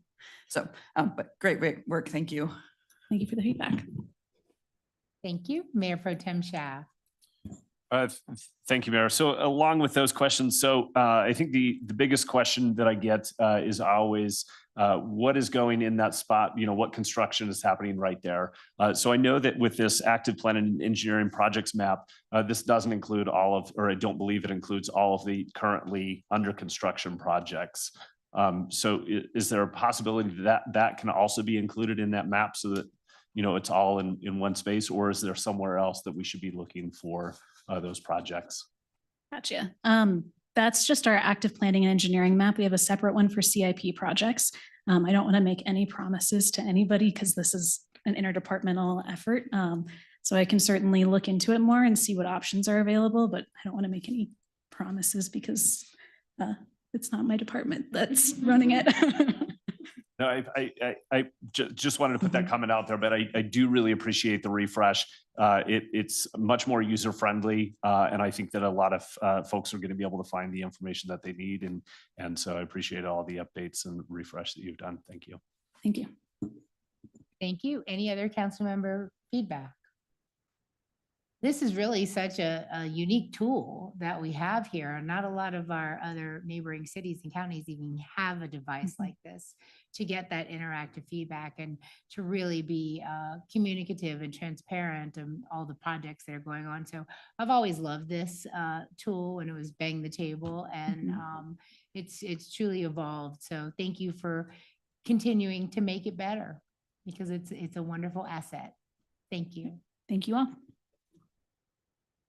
For the final item under reports, we have a representative from Waste Connections with us to provide a brief update. Please note that the presentation will not include a question and answer session during the meeting itself. While public comment is welcome, we ask that remarks be made without a direct dialogue, back and forth questions. It gets confusing, but the representatives will be available in the lobby to answer questions. So our representatives, please introduce yourself and give us the update. Awesome. Thank you so much for having us, Mayor, Mayor Pro Tem, council members, city staff. My name is Pat Drazy. I'm the district manager here for Waste Connections for Colorado. And have a quick little update for the service that started here March 31st. Next slide, please. So a quick update on the carts delivered. We delivered a total of 17,392 carts. That was by our partner with Sierra Container delivered those. That was that first couple of weeks leading up into the contract. The other numbers here, that was handled by my team internally with the removals, the deliveries, some more exchanges. A lot of that had to do with the default sign-up list for this contract. There was roughly 50% of the homes that did not opt in, opt out, so they came in as a default. So I think there was a surprise for some that had a container delivered to their house, and we were moving and shaking there for a couple of weeks to make sure everyone was on the same page of what was happening. That was about 50%, 4,900 and change that did not respond to the questionnaire. A little bit of a breakdown on those 17,000 carts, 9,100 were recycled with 8,200 trash. That's because there's that option of having an additional recycle container. 1,100 and so, or 35 gallon, our smallest option. 5,900 were our 65 gallon. A lot of those were those default customers that didn't choose any of the options, so they got the default. And then 1,100 and change were the 95 gallon deliveries, containers. Another couple things on these, if you're adding up the numbers, there's some homes that had a delivery and then a removal and then a delivery and then an exchange, because it was, here's a 65, I don't want that one, I want a 35. Well, actually now I want a 95. So there was a lot of long days, stressful days between my team and the city staff working through the start of a new contract. Next slide, please. To talk about our service, we've been rolling for about 3 weeks now. Couple things to highlight here. We have had 43 missed pickups. What we consider a missed pickup is anytime someone calls in and says, hey, you didn't pick up my trash. That could be because we were there at 7:01 in the morning and they put their trash out on the way to work at 8:05. I didn't vet that and go through and verify why, but with roughly 25,000 or so services over those 3 weeks, that's that 8,400 and change customers that we're servicing in the area times those 3 weeks. 43 is where we're at for missed pickups, and those were all, handled as quickly as possible. A couple other things that we did to start this contract were some courtesy pickups that were outside the scope of the contract. Here's a breakdown of some of those, about 175 in those first few weeks. That new start one, that would be, hey, we delivered a container to you and you might have went a week or two without service, switching from company to company. We took the extra bags out there and took any extra trash on the street. We didn't want to say, hey, you just started with us, so container content only. So we took that. A courtesy pickup, those would be ones that if someone called in and say, hey, can you really come back and get that serviced? Or, hey, I have something that happened that you serviced me on Monday, but can you have extra service on Friday? That was just, as we started this partnership together, we wanted to help as much as we can. Waiting for containers, that was mostly for that time period between delivery, exchange, removal, swapping containers, getting all of that worked out. We had 22 services that we would take all the bags instead of having our containers on the street waiting for those to get delivered. We had 3 that were noted that we were, current existing customers from ours that were on Thursday pickup, for an example, that then per the contract or per this new service, we were on Tuesdays. So we went back and serviced those homes. And then we had a carry out service with a few folks that weren't able to bring their containers down to the curb. We didn't have those notated on our system. So we went back and got those serviced. Next slide, please. Here's a little bit on our signups and opt-outs. There's 9,476 homes that are eligible to participate in this contract. 4,900 and change were ones that, like I mentioned earlier, were default signups. That means they didn't sign up nor not sign up. As of yesterday, when we pulled the numbers, 1,130 residents decided not to enter into this contract. So they were opting out, which is 11 and change % opt-out rate for the entire scope of the contract. One thing that we finalized today with the city staff and the help with them going through, we added another similar to the sign up website, something that's, without having to call into our customer service team, you can go in there and then make any changes to your service scope that you would like. So that is going live today. We got the green light to get that going. So I'm excited for that. Next slide, please. I wanted to highlight our customer service team. We have a local customer service staff of 20 or so employees that work just in Henderson here in the Denver metro. Wanted to highlight the start of a new contract. Anytime that we have a single hire come in and it's new for folks, we anticipate an increase in call volume. And here's a graph from our call center, and this is solely Broomfield folks that called in. There's that special line, you hit, I think it's 6, and it goes to that. So this is the statistics for that. As you can see there on that first week of March, that is when we were right in the middle of our cart deliveries. So that is when a lot of the, hey, what are these containers doing on my house? Or, hey, I want a bigger one. Hey, I want a smaller one. That was that peak of that 1,200. It decreased throughout the week. And then that first day of service, again, peaked up to that 1,100 or 11,194. That was that first day of service. A lot of that has still had to do with container sizes, getting going. When's my service day? Why is my service day Tuesday instead of Monday? I want it to be Wednesday instead of Friday. A lot of those type of calls that we fielded. And as you can see throughout that week, it very much decreased throughout that. And then we threw on here the last few weeks of call volumes. As you can tell, there's, it peaks at, 144 with an average day in the, less than 100 call volume, which is a significant decrease from those first couple Mondays of our partnership where we approached 1,200 and a little bit more call volumes. And I went through the queue, and majority of those were 8:01 on a Monday morning, let's call. And that's where we experience a lot of our wait times, in which if you have 500 people calling with 20 people answering the phones, that makes it very, very difficult. Our average wait times throughout those couple weeks were, I would consider, acceptable. However, there's those few hours about the day where it really spiked, and that was the unacceptable piece. So throughout those 4 weeks, we were at an average hold time of 3 minutes and 27 seconds with an average talk time of 4 minutes and 53 seconds. To put that in perspective, what we would consider a normal week, year to date, our hold time average is 2 minutes and 13 seconds with our average talk time of 4 minutes and 20 seconds. So our phone calls are a little bit longer, going through a new program and a new partnership within Waste Connections in the city and county of Broomfield. So there's a lot more explaining to do and talking through with our customers. That was what that increase in some hold time was. However, that is much improved over these last few weeks, and I anticipate it staying on this low and very manageable piece moving forward. Next slide, please. Talking about our billing, we do have a couple things that we wanted to make sure we had note of. We had an issue with our senior citizen billing up on the start of the contract. This was one thing that when we were going back and forth with the city on making sure our spreadsheets were in line, we submitted that to our corporate team to input all of these accounts. There was an issue with that senior citizen discount being applied. That can range from $1.50 all the way up to almost $3 for that month, in which we got that corrected. And we resolved that on April 3rd with that new bill with the corrected error on April 15th, 590 or so residents. And we did want to note that between our veteran and senior discounts, there was 1,430 total part of the program.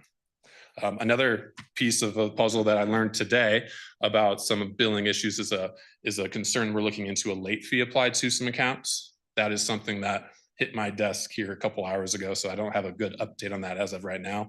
One thing that my team and I will go through with our controller and our billing team to see what may have happened, what's the issue there, and then at the end of the day, any issue that we've had, we will get corrected with either a simple phone call to us to get that sorted out. We'll see if what that issue may have been, and if there was a mass correction that we could do on our side of things. That would just be for the folks that hadn't paid their bill, I'm assuming. Don't quote me on this, that hadn't paid that initial bill that had that late fee apart there. So we're going to be looking into the dollar amount of that, the percentage of what that was charged, and then why that hit the account. So I wish I had more of an update on that hit me on just a little while ago today.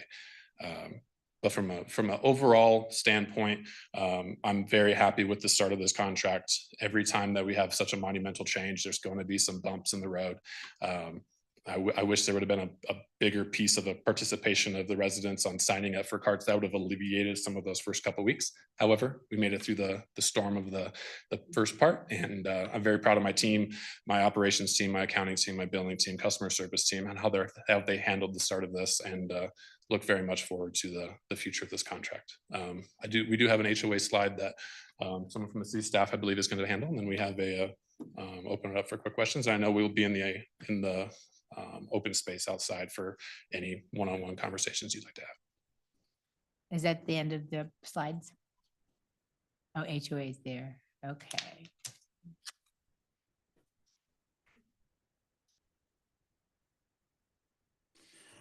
Good evening, Mayor, Mayor Pro Tem, Council, Deputy City Managers. Ken Rutt, Director of Public Works. One of the questions that came up was, the HOAs, has anybody participated?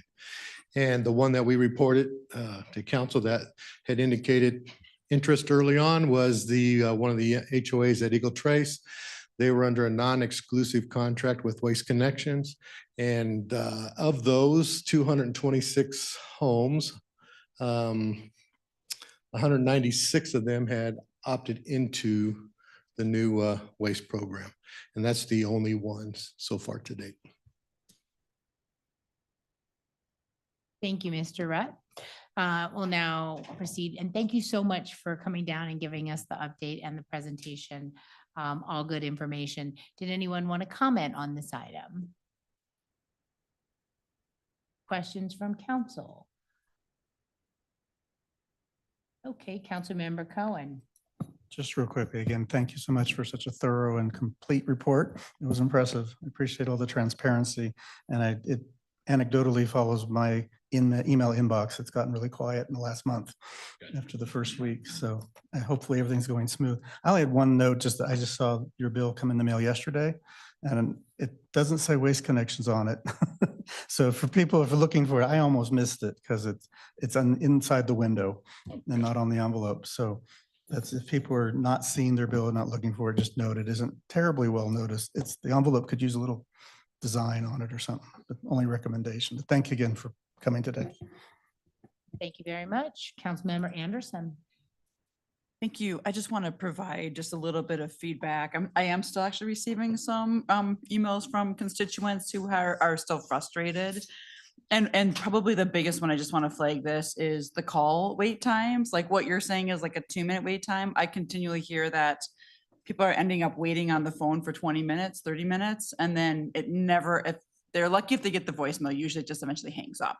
So I think there's still that period of time, but looking at the numbers and the fact that the call volume has gone down some considerably, I'm hoping that will alleviate that issue. And then the other ones I'll just flag is some of the frustrations. I don't know why there's so many broken cartwheels. Like it feels like that one's been said more than once, that the cartwheels are breaking and getting switched out. And then the partially emptied trash bins has been a common complaint, and the lids being left open. And I think that might be the wind. So I'll just share those, that like we're still hearing some of those things, but that's a little bit of, and there's no requirement that you have to bag your garbage inside the trash can, correct? There is not.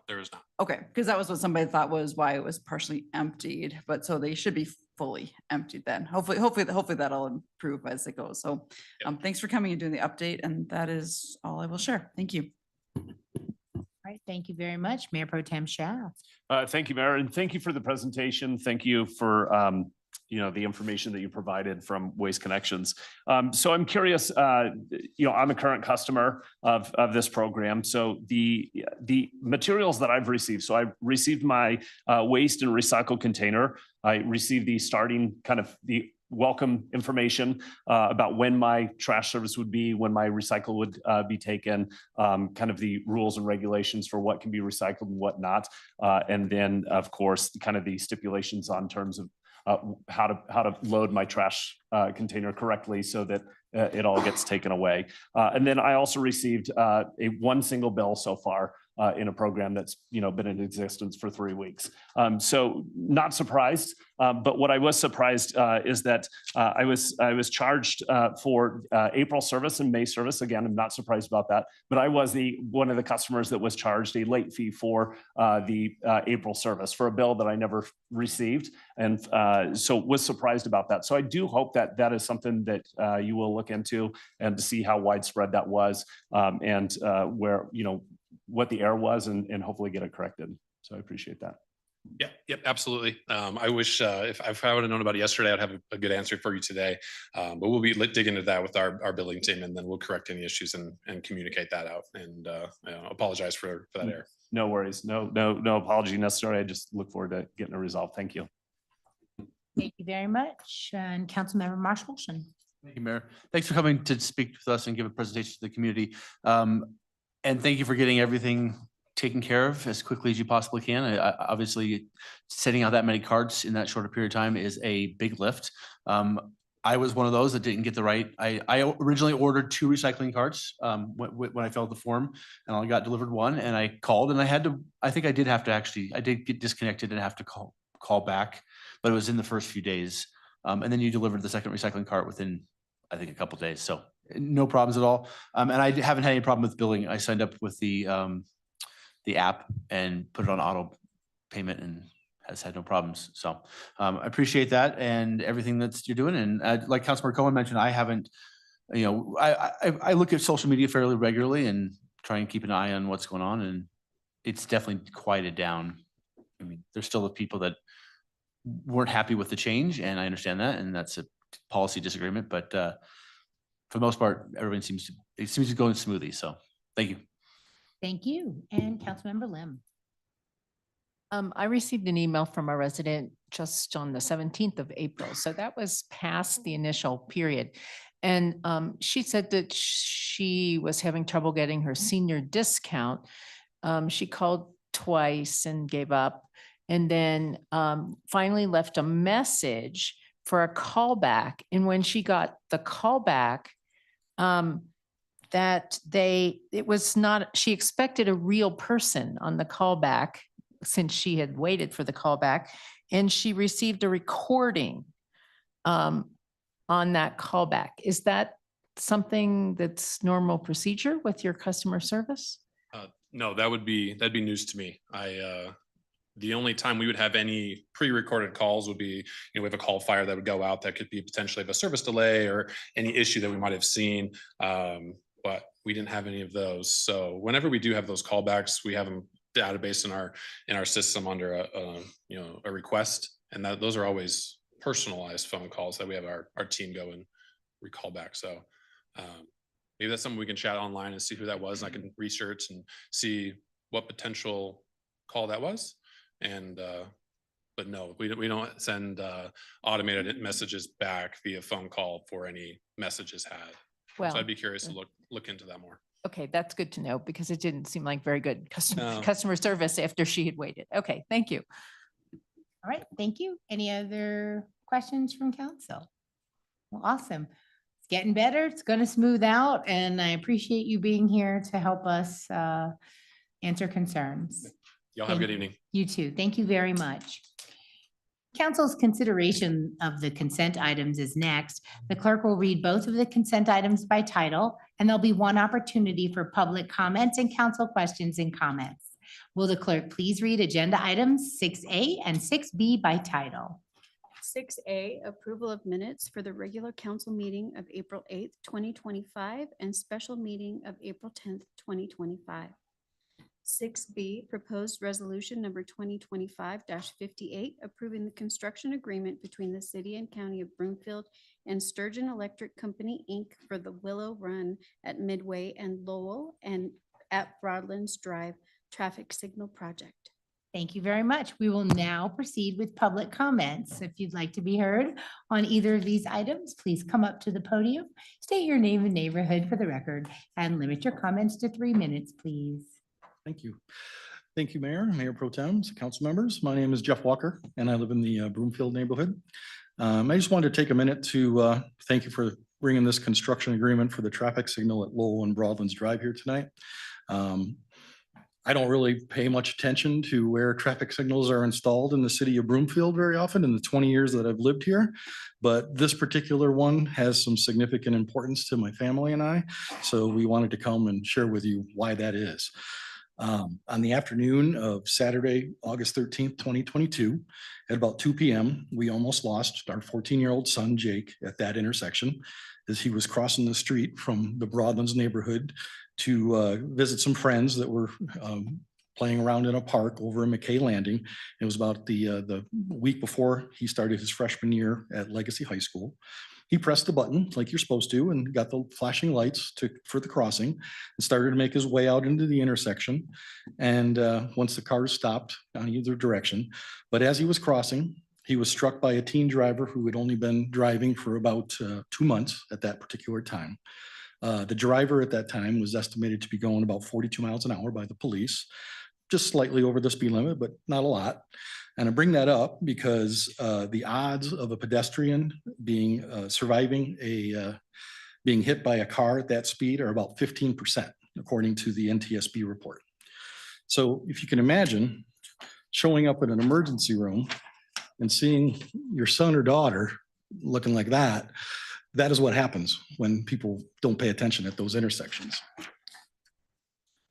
So thanks to people at the scene, fast-acting paramedics, and the emergency room at Good Sam, Jake was stabilized and airlifted to Children's Hospital in Aurora, where he spent the next 5 days in the ICU and suffered a broken femur, multiple facial fractures, severe road rash, and a traumatic brain injury. He missed his first month of his freshman year at Legacy due to the brain injury. He can no longer play football or any contact sports ever again. And he was so looking forward to that because the very night before that, he had played in his very first scrimmage of football and was so looking forward to playing football at Legacy that year. Today, his leg is healed, and after several months of PT, he walks without a limp. His skin grafts and other scarring are still visible, but we will always have the worry about another concussion that could lead to more permanent brain damage. But he's alive, and he's doing very well at Legacy.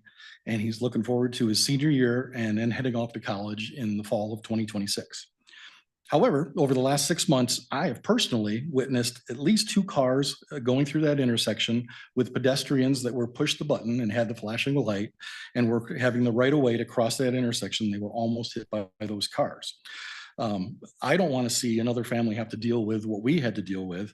And I feel that having a traffic signal there versus the flashing lights, and maybe this is the case in other areas of the city as well, will be much safer for people crossing. And of course, it'll help people, if you live in the Broadlands neighborhood, have passed through there. Turning left on the Lowell at certain times of the day is nearly impossible. So I want to thank you for approving this funding and letting us go forward with that. Thank you very much. Thank you for your patience. I'm glad we finally got it done. Yes, go ahead. It's a little hard to follow. Good evening. Thank you for the opportunity to speak tonight. My name is Julie Walker and I'm the mom. After what my son went through, it's truly a miracle that he's alive and doing as well as he is today. Multiple lives were forever changed that day that my son was hit. It was a summer Saturday afternoon and Lowell was very busy. Our daughter and I were busy packing up for her to move into CSU for her freshman year when policemen knocked loudly on the door to deliver the news that would change our lives. Instead of starting college with excitement, our daughter had to start her college experience with her brother in the ICU on a ventilator, not knowing if he'd wake up or not. And with 2 very distracted, overwhelmed, and heartbroken parents, she's forever changed. And our son's life is changed in every way possible. Physically, he'll always wear the scars scattered across his face, arms, and legs. And he may very well face future health issues. Mentally and socially, he's lost so much, he'll never play the sport that he loves. He started high school many weeks late, hobbling through the halls on crutches, trying to adjust while carrying trauma few his age or any of us as adults can imagine, and much more.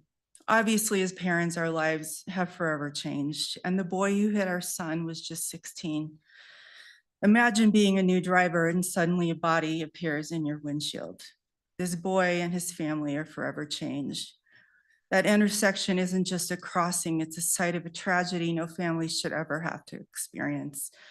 Since it's the main artery out of our neighborhood, I drive through it every single day, sometimes multiple times.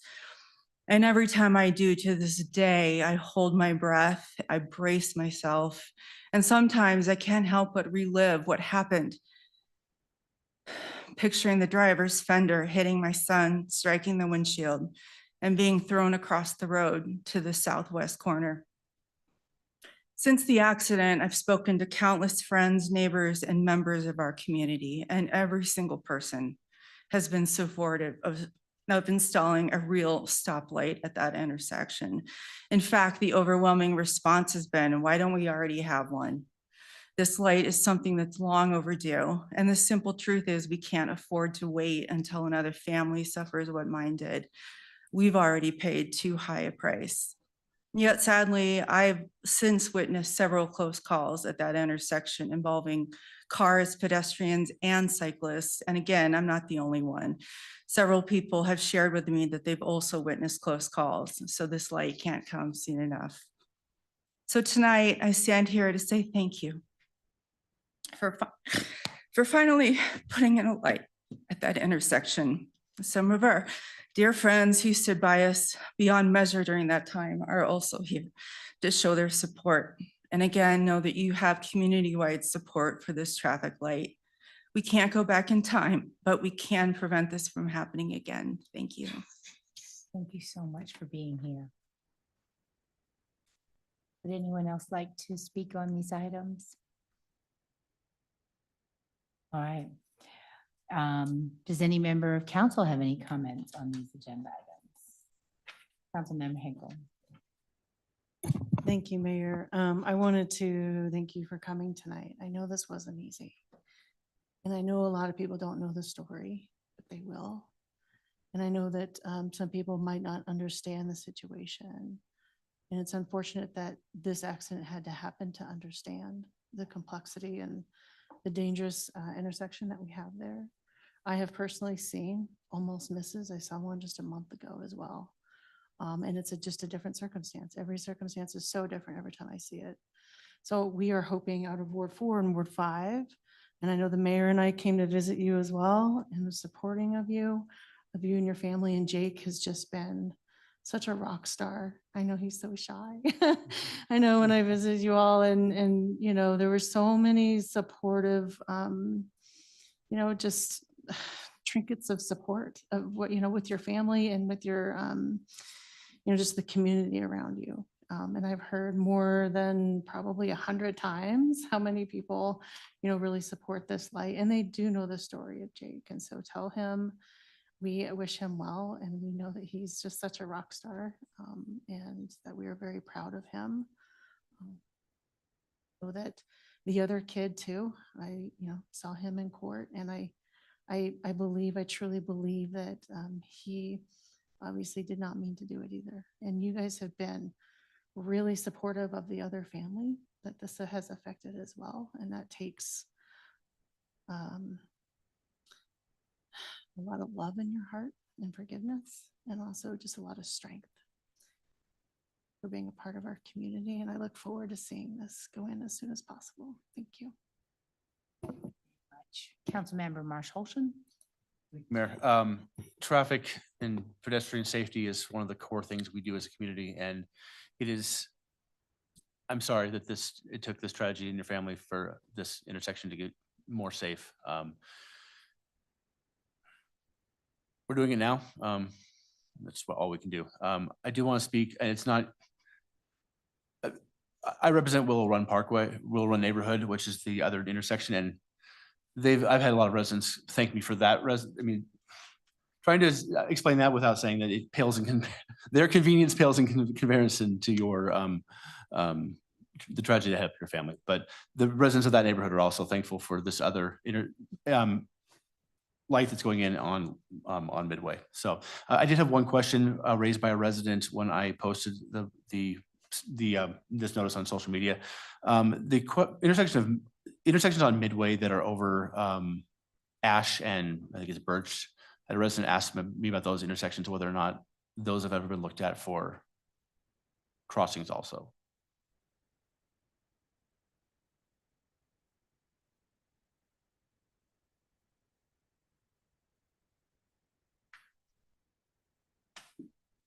Good evening, Mayor. Mayor Pro Tem, Council, City Leadership. My name is Brian Graham, CIP Program Manager in Community Development. I was copied on the email regarding the question about Ash and Midway. And so I'll just read the response from our traffic engineer. Essentially, there has not been a recent traffic study at that intersection, but they will be conducting one.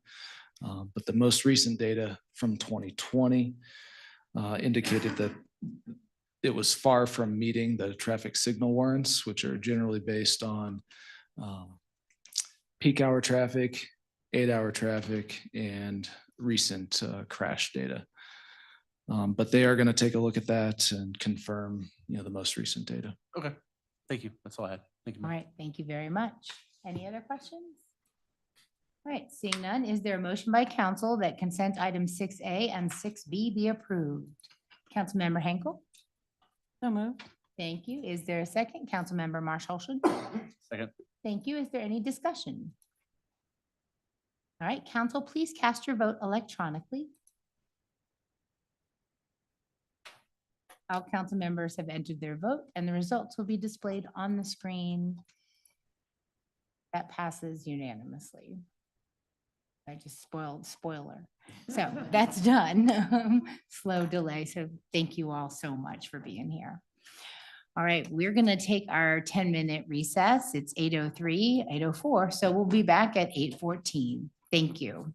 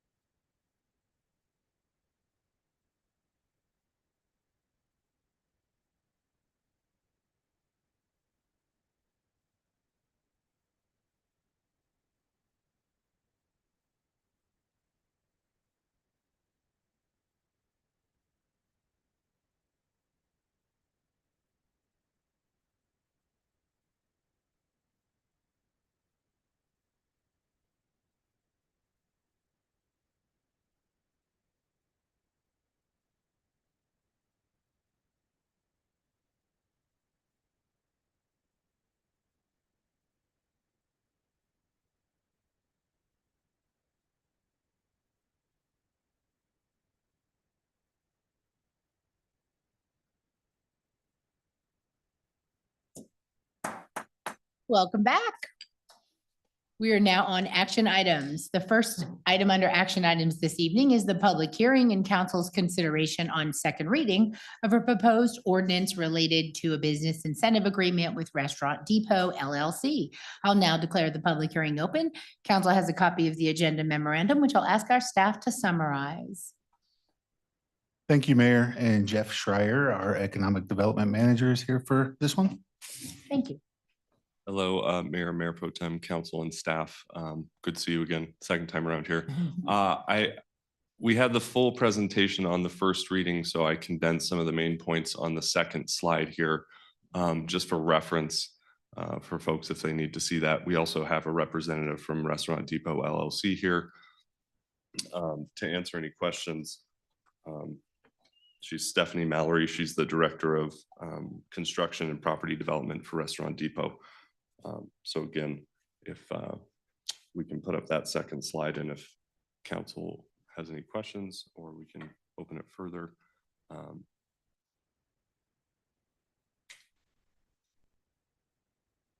So the rep is here. Hello. Hi, my name is Stephanie Mallory. I'm the Director of Construction and Property Development for Restaurant Depot. I have 20-year tenure with Restaurant Depot and 35 years in the industry of building buildings. So it is my pleasure. Thank you, Mayor and Mayor Pro Tem, sorry. I wrote it down and then didn't bring anything with me. Restaurant Depot is a wholesale food operation. We supply dry and perishable products to your local mom and pop restaurants. It gives your local restaurants an opportunity to cut down on their food bill and save money, and in turn, pass it on to the consumer. I'll open up to any questions. All right, thank you for your brief presentation. We've got a lot more to go through, so that's awesome. We'll start with public comments. If anyone would like to be heard on this item, please come up to the podium.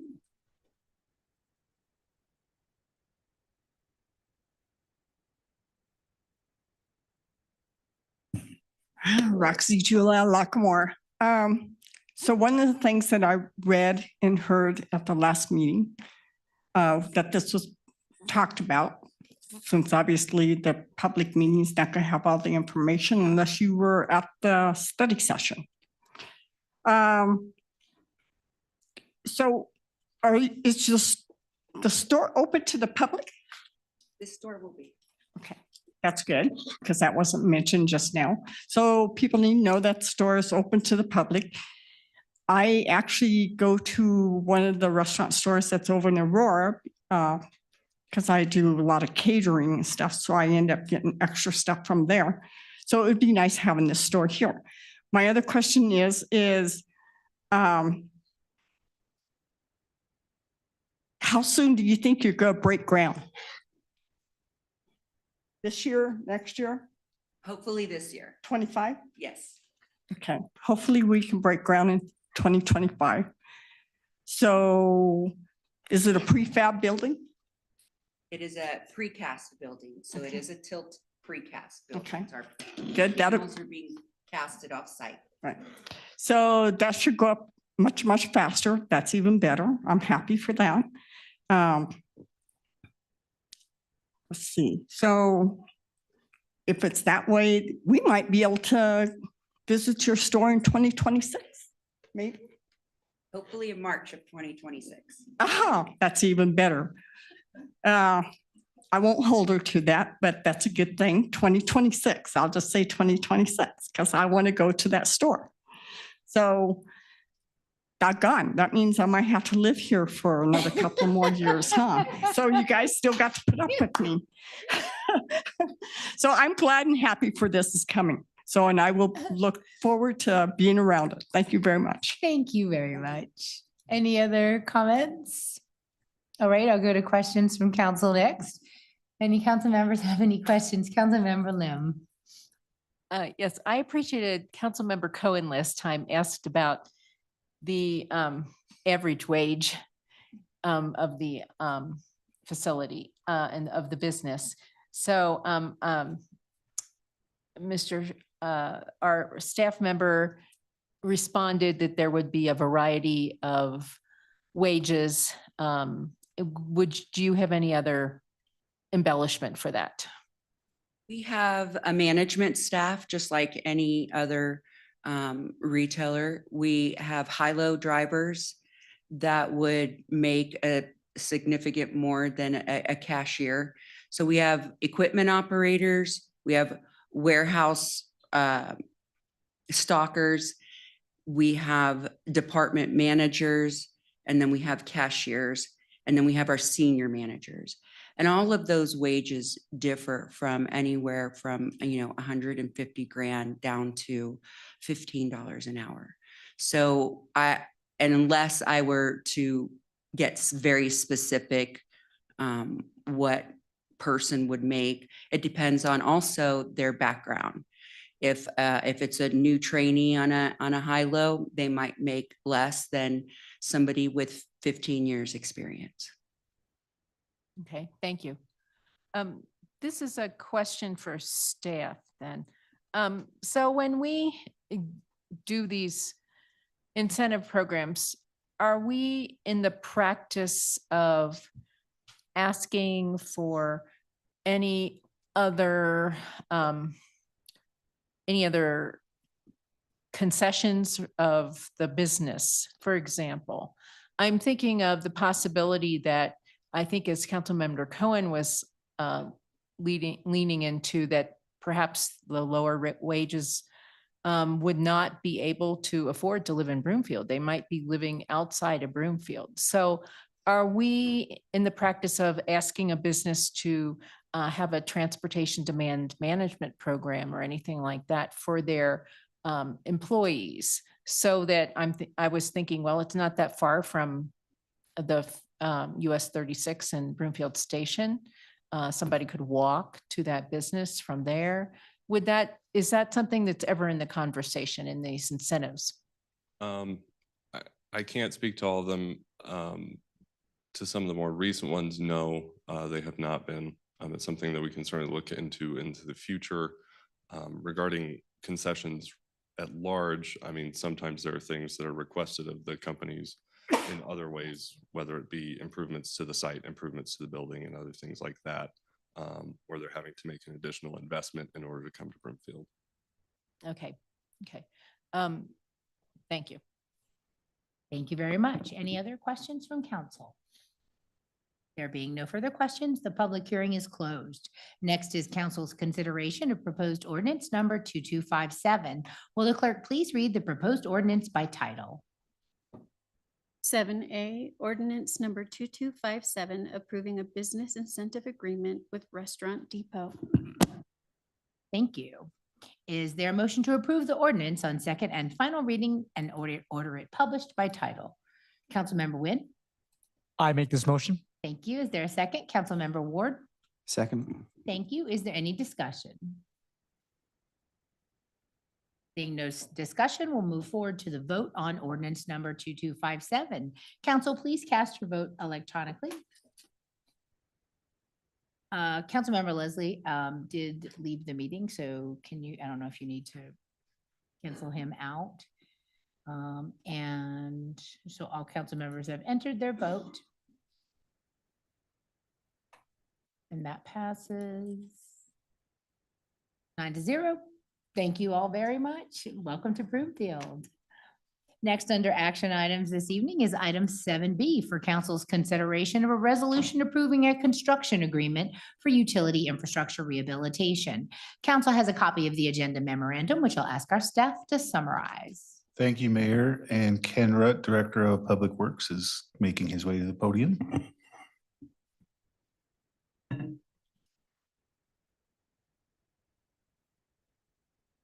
Good evening, Mayor, Mayor Pro Tem Council again. This is Ken Rutt, Director of Public Works. Tonight, we have before you the stormwater, our first stormwater pipe rehab project that we'd like to present. Next slide, please. There you go. It's appeared.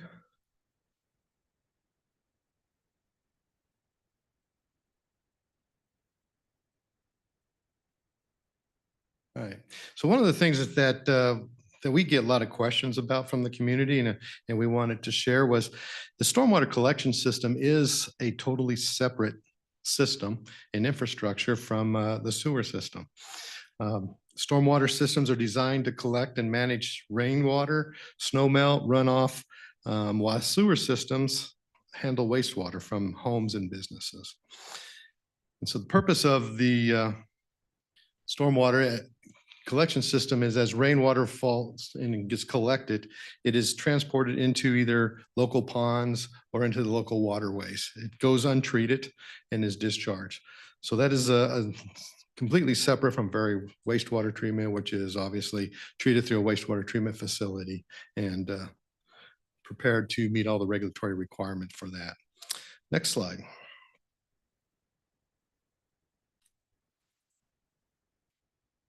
So some of the important purposes is not only the runoff from rainfall and snow melt, but preventing flooding.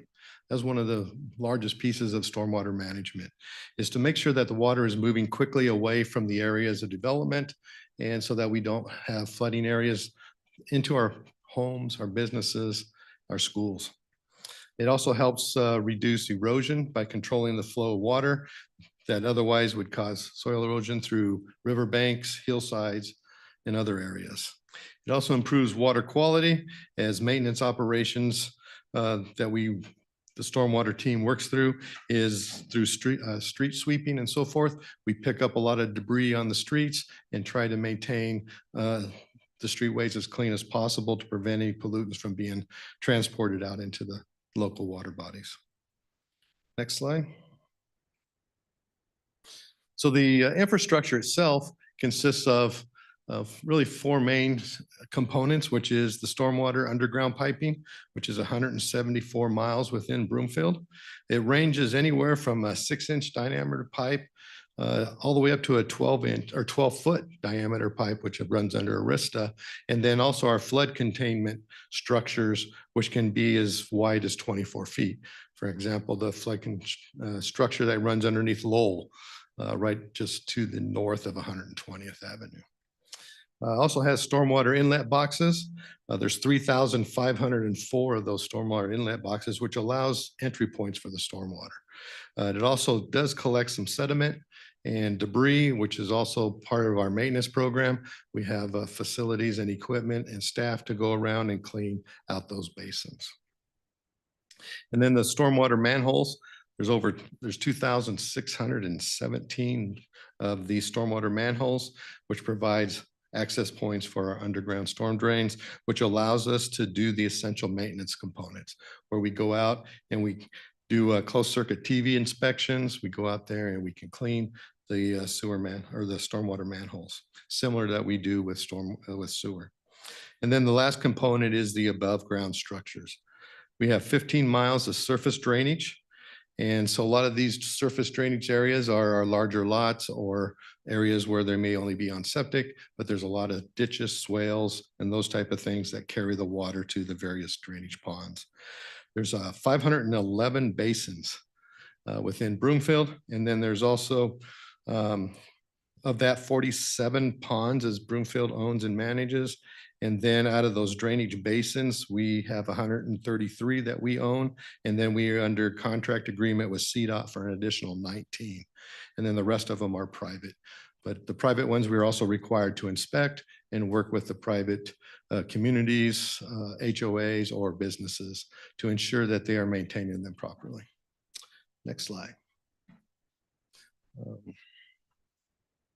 So this project, we're recommending that we will use the UV CIPP stormwater rehab, which is the ultraviolet treatment process where they can go in and without disrupting and having to dig and replace, we're able to do this internally within the pipe itself. It reduces the average cost from $800 per foot for a dig and replacement project to this trenchless ultraviolet cure and place piping project lining technology, which costs about $140 per foot. So a significant reduction in cost from $800 down to $140 per foot. Next slide. The liner also increases the service life of the pipe itself, adds an additional 50+ years to the service life. The installation process, we prepare the pipe, we clean it, we TV it, we clean it, make sure it's all clean. And then the company contractor goes through, puts in the liner, uses basically it's like a blow up tube. They put through, it's a flat, and then they add air to it, pumps it up, presses against the side of the pipe. And then they add usually air pressure to do that. And then sometimes they'll use hot water or UV to help dry that to the liner. And then it lines the interior of the pipe. And then after that's all completed, they will do an inspection with the closed circuit TV, make sure that it's adhered to the surface. There's no weak spots, and ensure the liner is properly prepared. Next slide. So this is actually a video of what this line would look like before. And you can see the buildup along the pipes, and then the afterwards, once they had put the liner in, you can see how that pipe is completely looks brand new. Next slide. So the areas that we're working on in the 25 project, we have 334 feet that we will be working in the Miramonte Park area, which is shown on the map as item number 1. It has a couple of boxes showing where that pipe, the project is. And then the second one is Broomfield Plaza area. And there is 377 feet that we are working on there. And then the third one is the Northmore area, just East 7th Avenue. And we're doing 1,343 feet in that community. And then the fourth area we're working in this year is Lacamora area, where we have several different pipe sizes that we're working on. There's 455 feet of the 40-inch pipe that we're working in, and 114 feet of the 36-inch pipe. Another 39 feet of the 32-inch stormwater pipe over there, and 140 feet of their 28-inch pipe, and then 53 feet of an 18-inch pipe. So that community in Lacamora has several different drainage pipes that we'll be working through and rehabbing in that area. Next slide. So this, staff worked between Public Works and Finance. We seek to enter into a contract agreement for the stormwater main line rehabilitation project. We are using the city of Westminster, which I think in the memo in your presentation was city of Longmont. That was a copy paste from last year that didn't get caught in my review. And so it is city of Westminster. It's the same basic competitive solicitation for stormwater main line.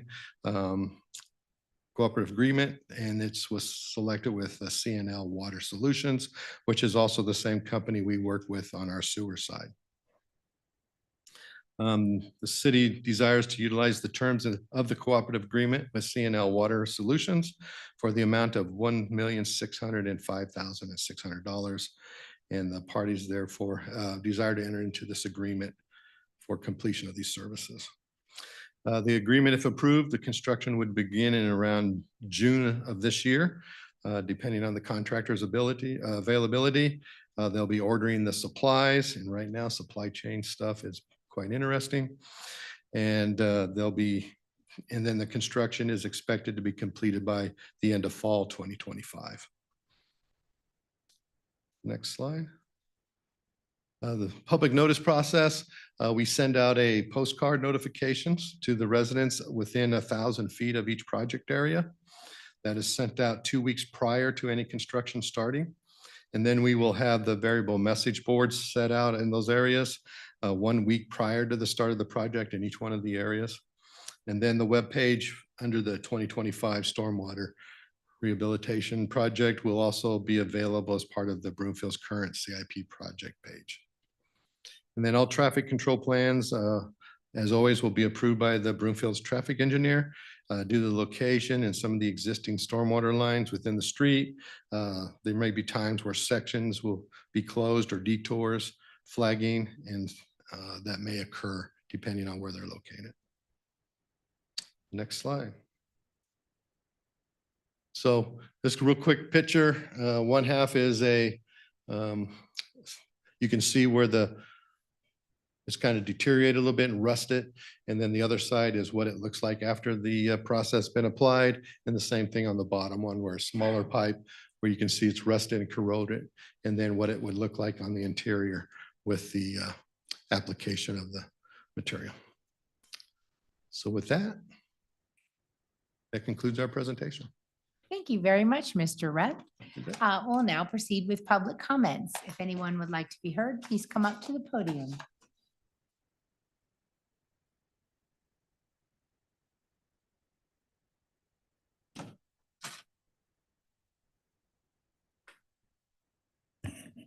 Roxy Jula Lockmore.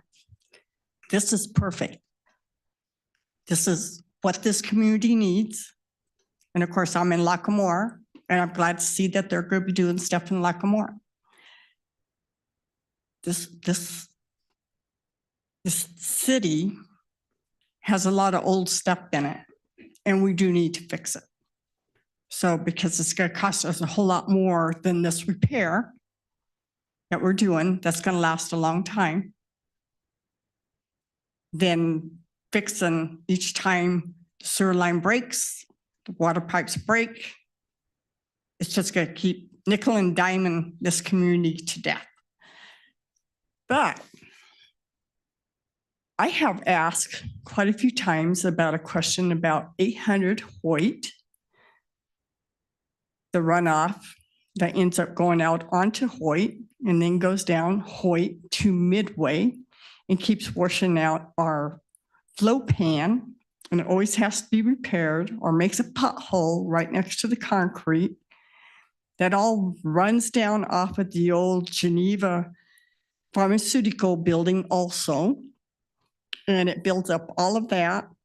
On the very east side of the old Geneva building, it actually runs to the east and ends up running into the irrigation ditch, which that's probably the best place for it to go because they keep the drain clean now, because I complained about that. So at least it doesn't flood over it and then run down Midway on down towards Wadsworth. But is there any way we can fix that? No. Ms. Jewell, this public comment is for this item. Okay. You can send an email to any of us and you will get a response on that particular Okay. project. So anyway, so this is a great idea, and I think they're doing perfectly, and this is worth our money. This is worth our tax money and whatever else we can throw at it, because this actually needs to be done. So I'm pleased that we are finally getting something done that we will be able to see. And I'm glad they're finally showing us what it's supposed to look like, because sometimes people need to see these things. You can talk about it and have it on paper, but if you don't see it, it's not worth anything. So this is a good thing. Thank you. Thank you very much. Anyone else?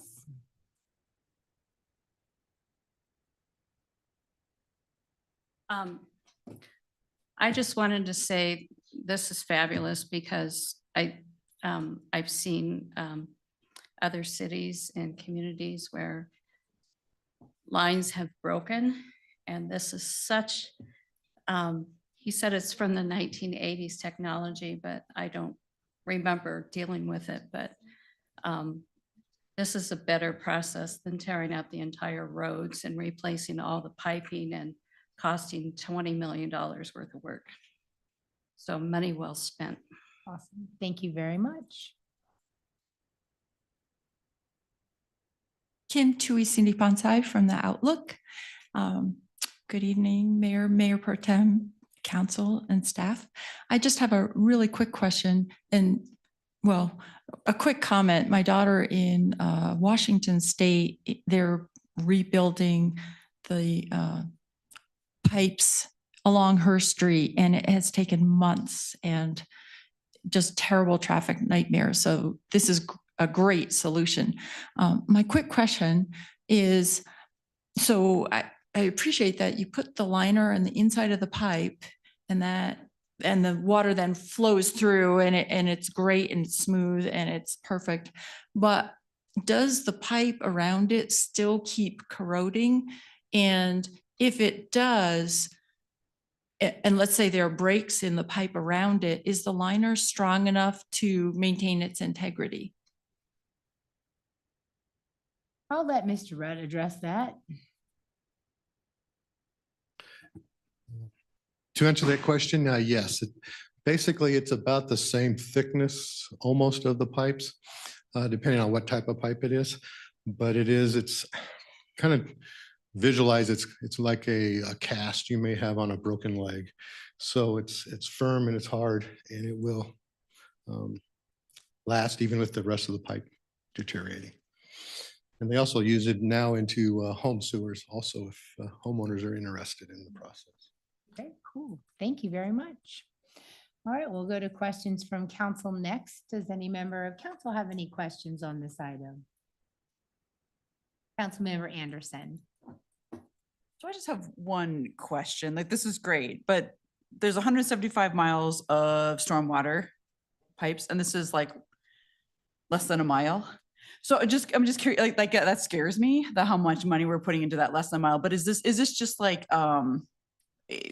overall, is it just a small percentage? Is there a reason why certain pipes are failing than others, or is the certain age? Like, is the rest of, like, how much more additional money do we see coming, like pipes failing over the next like year? Like, is this about the same amount each year, or will we start to see a much greater mileage?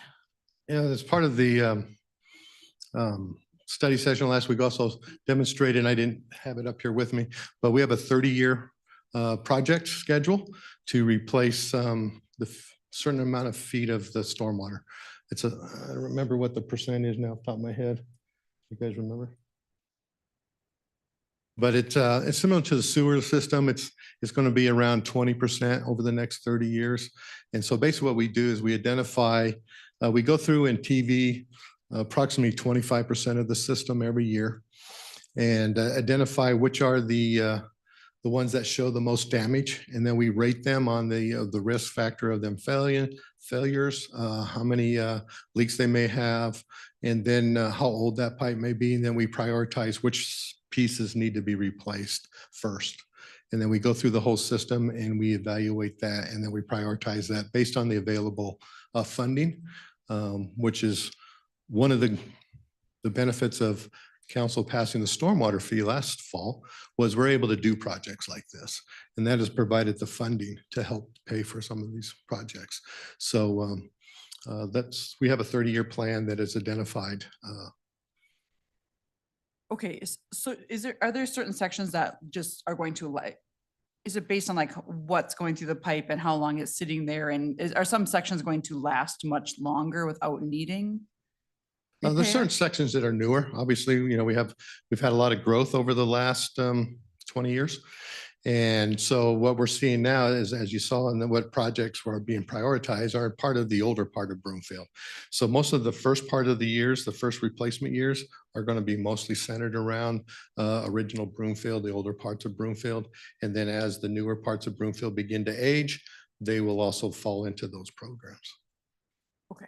Because really the water is basically, it's the same as snow melt, rainwater, those type of things. So it really doesn't matter if you're, on the west side of town or the very northeast side of town. It's the quality is going to be the same. Okay.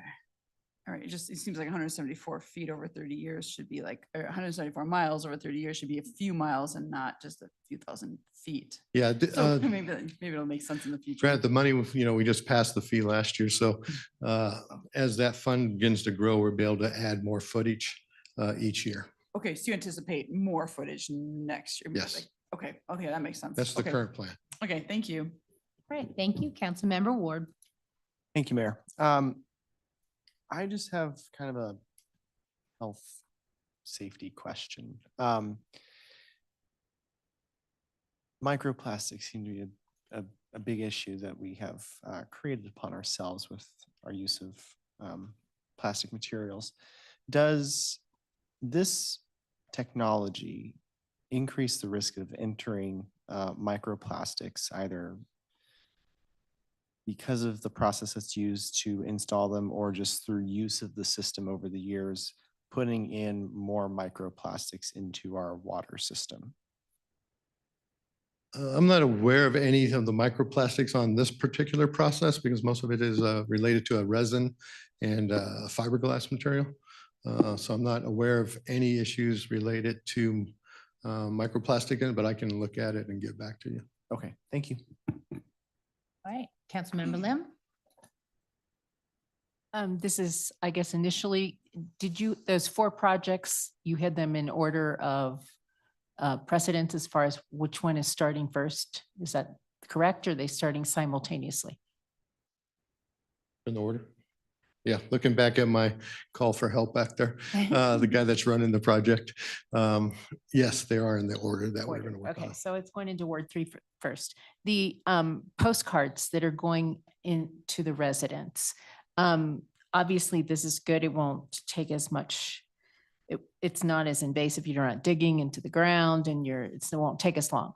Will the postcards say anything about this process, how long it would take or any impacts at all? Or is it just going to say, we're going to fix some stormwater pipe? I will be telling them that when we're going to be in the area, how long the project is expected to last. So if it's a 1-day project or a 3-day project or a week-long project, the postcards will identify the length of the project. Okay. Okay, thank you.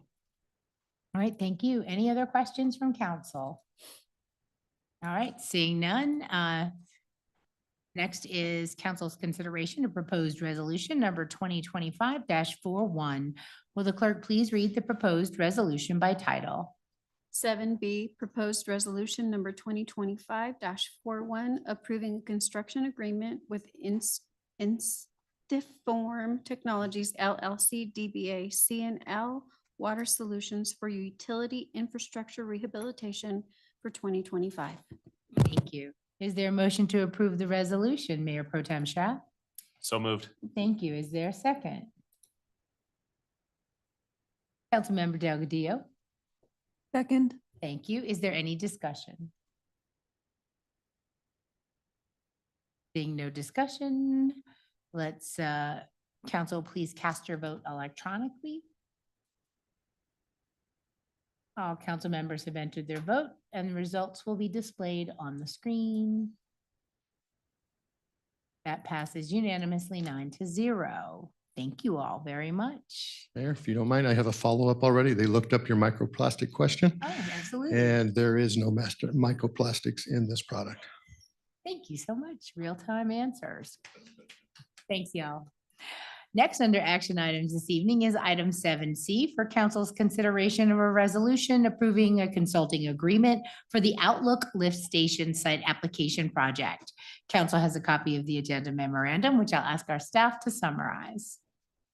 Thank you, Mayor, and Deputy Director of Public Works, Jeff Ruger, is going to do this one.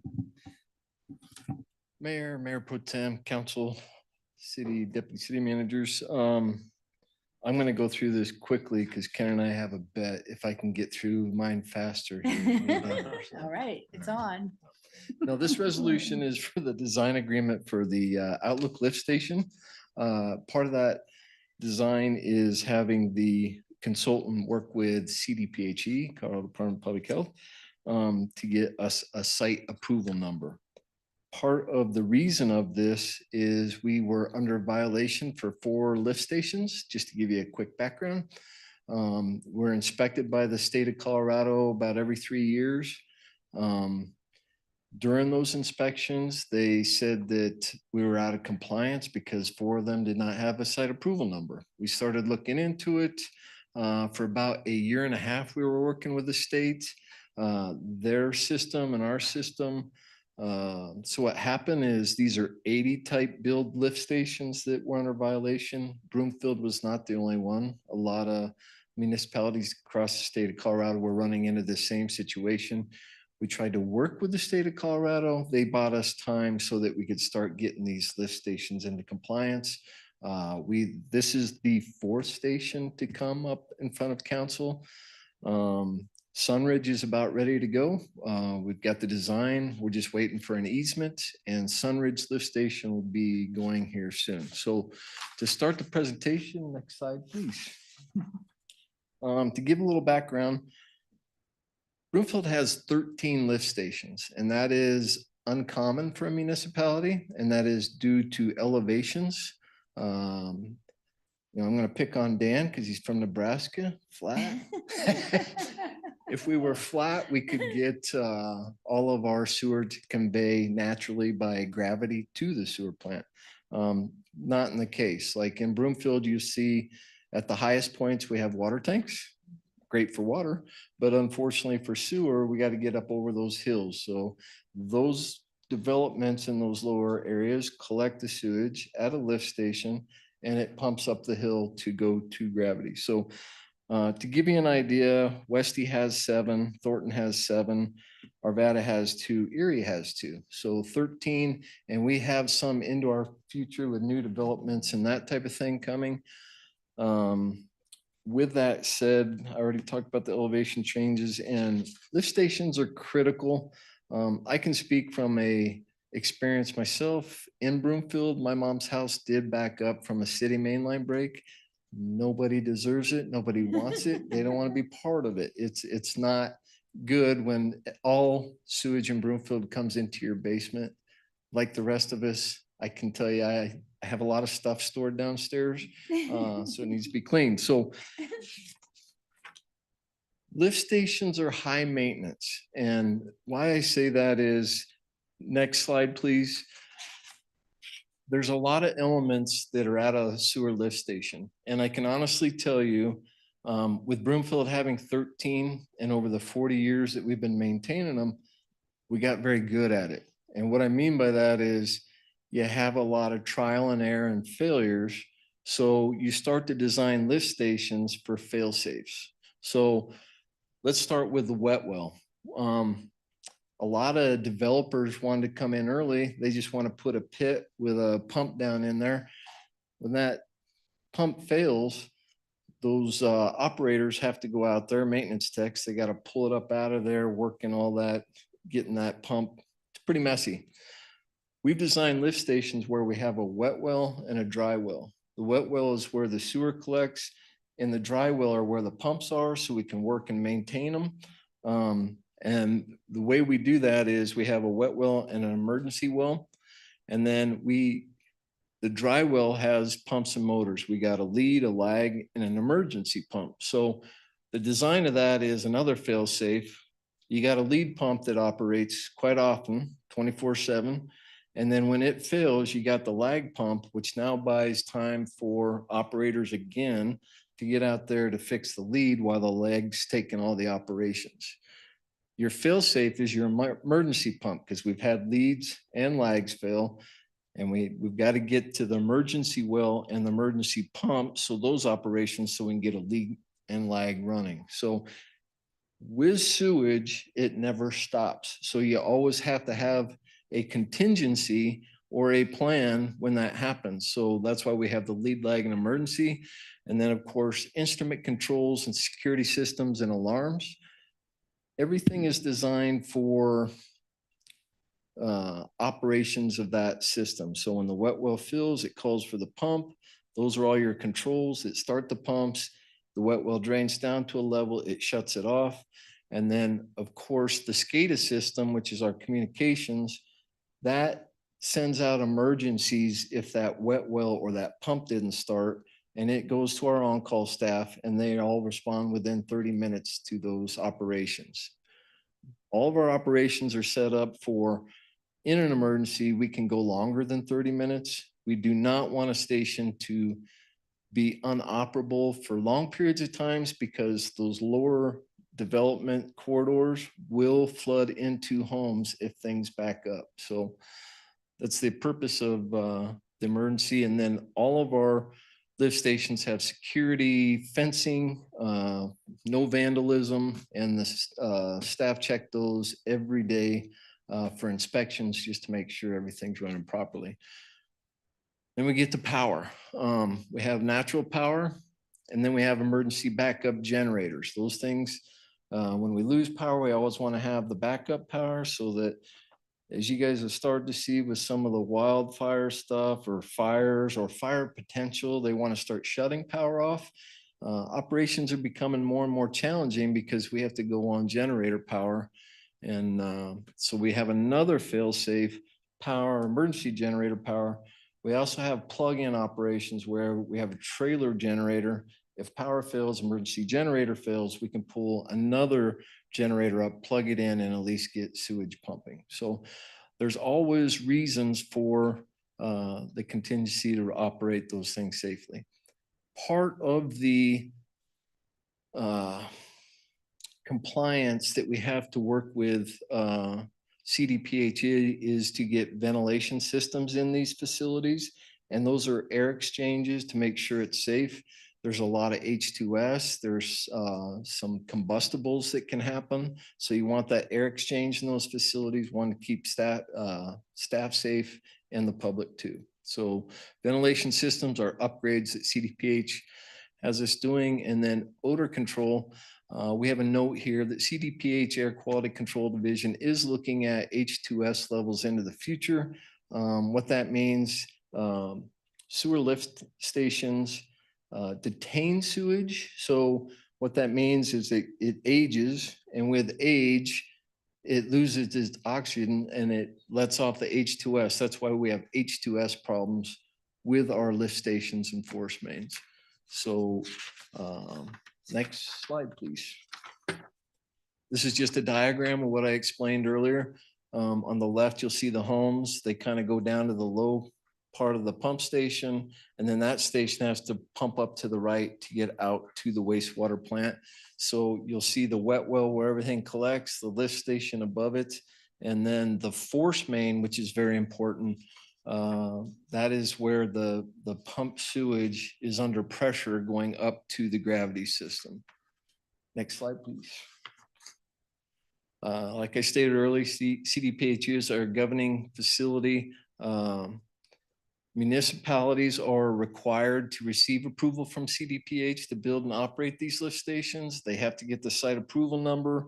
Although this one does not have one, that's why we're in this design agreement, and they'll work with CDPHE to get this one before we start.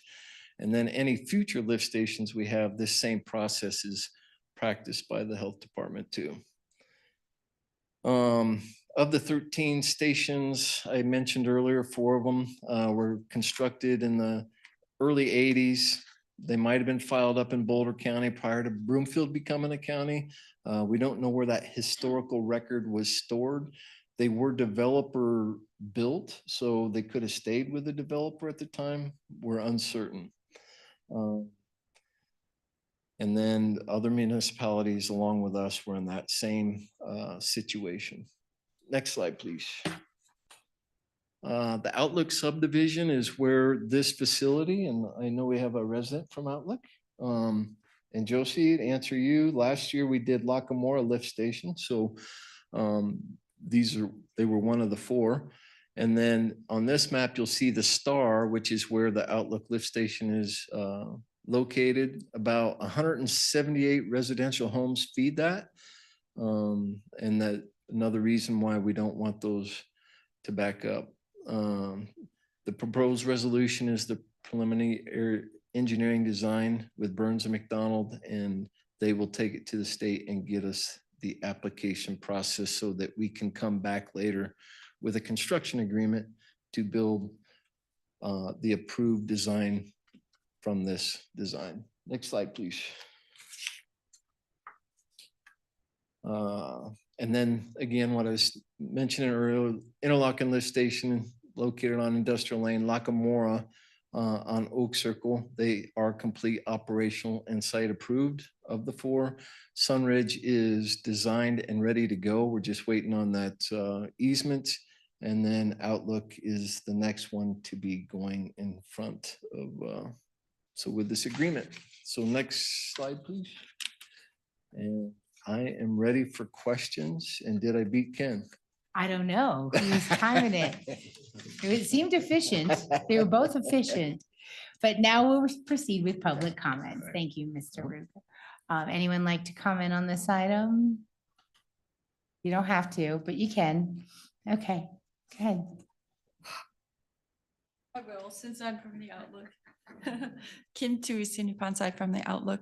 So yes, we've all been wondering what that cute little building is down below our neighborhood. Now we know. And it is part of the Lake Links Trail. And so many people from all over Broomfield enjoy that trail. So having the sewer lift station operational and not spewing sewage down into the trail would be a really good idea. Who couldn't agree with that? All right, anyone else? Any questions from council? Councilmember Lim. Yes, when you referred to the hydrogen sulfide regulation that may be forthcoming, when the now we're doing the design contract, when that consultant goes to CDPHE for approval, does that lock in the regulatory requirements that are current as being going forward with the construction? Very good question. It's a yes and no. So Outlook is a smaller lift station that turns over much quicker. So it doesn't have that detention time I was talking about and a Okay. shorter force main. Some of our bigger ones like Interlochen that we did earlier, and we got some processes that we got approved. There's chemicals that can be used. We have oxygen systems that we kind of put into the sewage to re-oxygenate it to keep the H2S down. But this one we would look at, or they would do an assessment to see if we needed to have it as part of the design.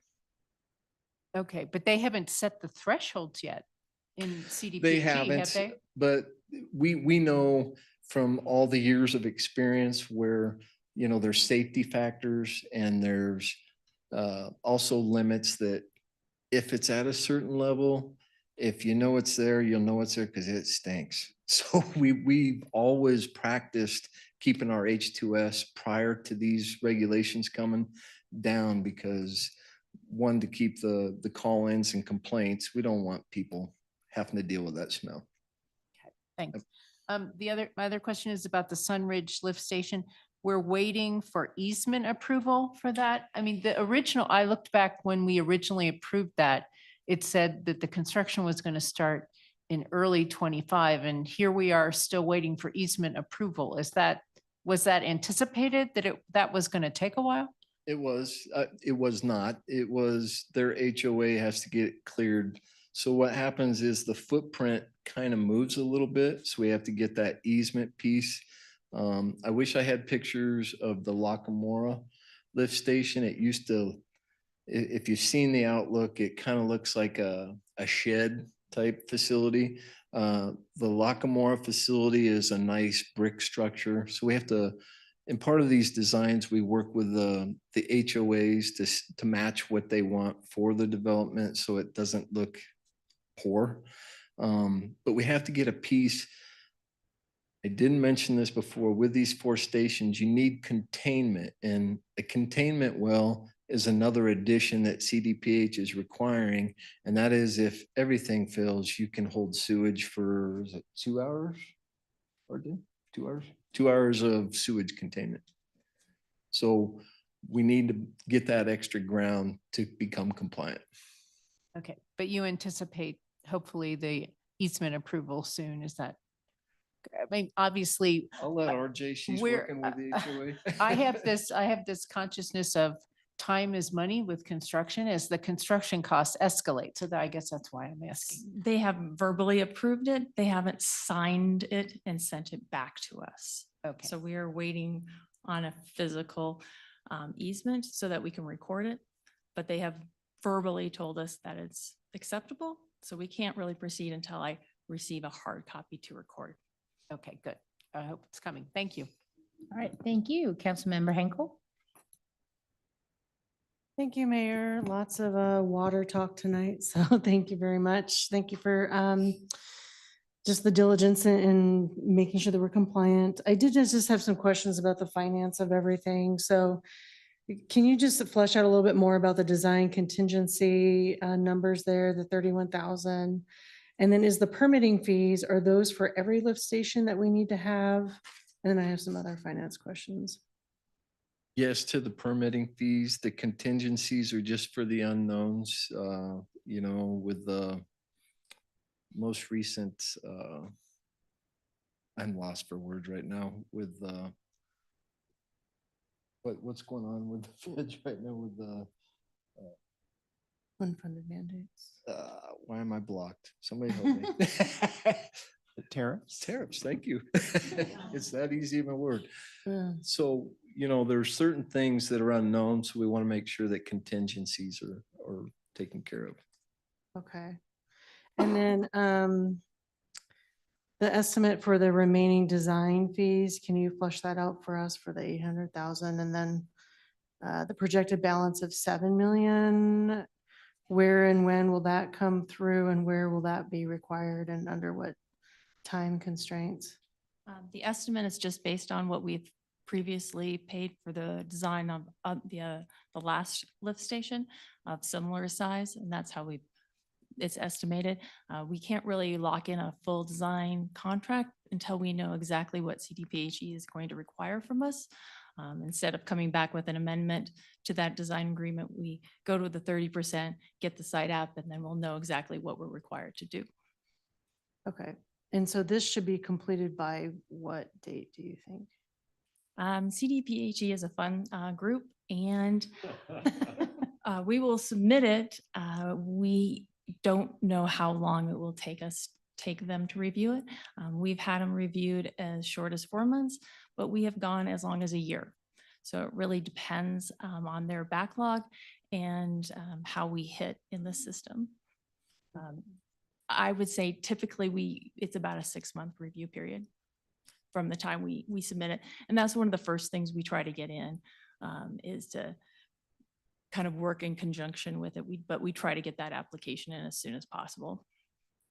Okay. Is there any state funding that assists with any of these lift stations during any part of the process? Fortunately, this does not qualify for anything because it's a non-compliant issue. Okay. So the 7078808. You know, the construction has been running around 3 million, 3.5 million. I would expect something slightly larger than that, depending on the requirements that we see and if we see any more escalation in construction costs. Okay. All right. Thank you. That's all. All right, thank you. Any other questions from council? All right, next is council's consideration of proposed resolution number 2025-27. Will the clerk please read the proposed resolution by title? 7C, proposed resolution number 2025-27, approving a consulting agreement between the city and county of Broomfield and Burns and McDonnell Engineering Co., Inc. for the Outlook Lift Station Application Project. Thank you. Is there a motion to approve the resolution? Mayor Pro Tem Schaaf. So moved. Thank you. Is there a second? Councilmember Nguyen. I second this motion. Thank you. Is there any discussion?